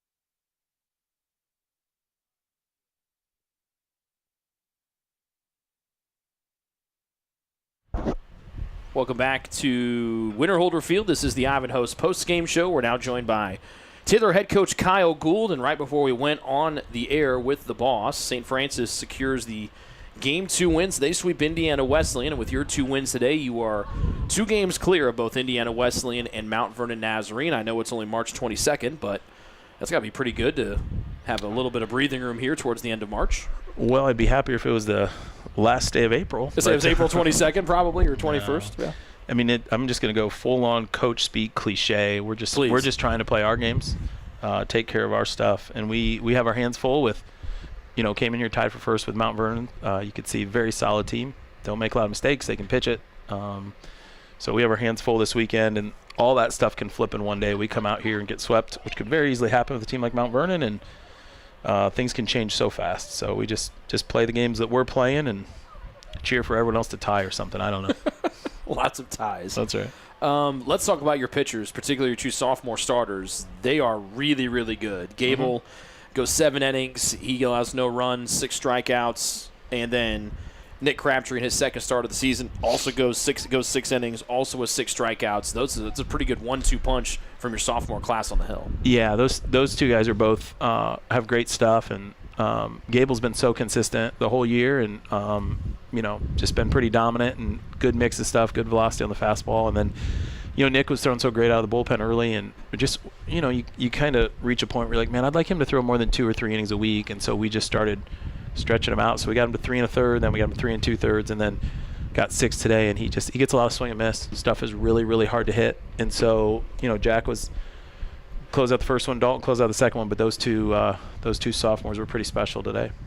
I'm not going to say that we helped Nick in the second game. He did come up here and hang out with us in the press box during game number 1 to stay warm. So he was up here with all you guys. That's great. We tried to help him out. Yeah. We tried to get him to come on the air, and he got really nervous and said no. And I go, okay, fine. Pretty sure we did. It's fairly cold out here, so we I just told him to come up here and stay warm if he needed to. So and he did. And he stayed warm, and it worked out beautiful. Worked great. That's right. That's good coaching, right? When it just works out. That's right. Your defense was also fantastic today. Everybody from Frickle to David to Kennedy made top-notch plays all over the place. That has got to be pretty fun to watch from a front row seat there in the third base dugout, I bet. Yeah, start with, Jacob received those guys so well. I'm sure Lincoln was giving a lot of credit on air. Lincoln's a big catching guy. But he did great. Ben made some plays. Yeah, all around the infield. That double play was huge in Game 2. Sam made a good pick. All the way around. We played clean and error-free baseball and made a couple plus plays, and just kind of held it together as our offense was pretty uninspiring for the most part. Is that what your team needs when the offense is it has been a little bit up and down, probably more than you would like this season, but having the defense play like you have today, how does that kind of help stymie the offense a little bit? Well, I think we're pretty good when we play big numbers, when the wind's blowing out, when it's an offensive day. But today it's cold, the wind's blowing in, and you get a guy on third with less than 2 outs, I think 4 times we don't get him in, and we're just taking. I'm sure Lincoln's pointing out we're taking pitches you can't take in those situations, and Lincoln can picture what I'm saying at these times.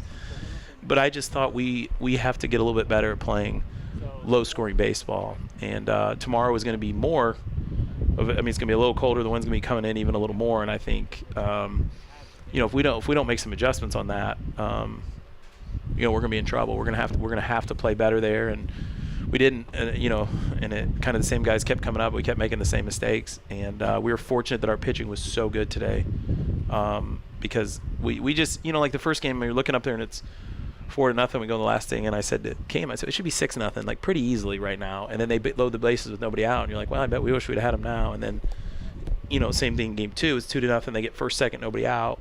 And Mason, we turn that double play. But I'm thinking, man, this game should be 3 or 4-0. We shouldn't be in this spot, and we have to get better. It's just the execution side of the offense, and I think part of it is honestly we've played in great weather all year, so we haven't had a lot of days like today. But we're going to have to be better at that tomorrow if we want to win the series. Last thing, one of your favorite restaurants is catering the team dinner tonight in Nelson's. Do you have a favorite menu item from Nelson's, or 2 or 3? The whole menu is fantastic, but the one half chicken, you can't beat that. It's really good. So it's just something that nobody's ever going to pass up when they make it over here, and we appreciate them and all they do for the guys, and look forward to it. They cater all of our events and all of our stuff, and we really appreciate them doing it. The guys love it, and be good to do that as we head into spring break Upland this year. And so, yeah, big, really good day today, big day tomorrow. We got to come out and play a little better on offense, and we still have Alec and Matt. We have our fifth-year seniors on the mound tomorrow, and we'll hopefully get back and win the series tomorrow. Kyle, thanks for the time. Good luck tomorrow. Appreciate it, Rick. That is the Taylor head coach, Kyle Gould, the all-time winningest coach here at Taylor University, leading 20th season, leading his alma mater as his team today defeats Mount Vernon Nazarene in both games, 4-1 in Game 1, 2-0 in Game number 2. With the win, Taylor moves to 19-9 overall, 12-2 in the Crossroads League, and a perfect 12-0 here at home. Mount Vernon falls to 14-10 overall, 10-4 in the Crossroads League. They're now 4-2 on the road. With the 2 losses by Indiana Wesleyan combined with the Mount Vernon Nazarene losses, the Trojans have now 2 games clear in for first place in the Crossroads League. Same 2 teams, Taylor and MVNU, tomorrow, coming up with a noon first pitch. Make sure to stay tuned to TaylorTrojans.com and all the social media outlets for any schedule changes. Special thanks to our producer, Hope Custer. The executive producer of the Trojan Sports Network is Seth Michael. Once again, our final scores today here from Winter-Holder Field. Taylor sweeps MVNU 4-1 and 2-0. to move to 19-9 overall and 12-2 in the Crossroads League. Till we talk to you again tomorrow, remember, by the way, scheduling note for tomorrow, lacrosse and baseball, same setup like we had last week. Video coverage for both, audio coverage for Game 2. We'll be at lacrosse. We'll come over when that's done, and we'll have audio coverage for Game 2. So, video coverage for both games tomorrow, audio for Game 2. We'll talk to you then. Good night from Upland.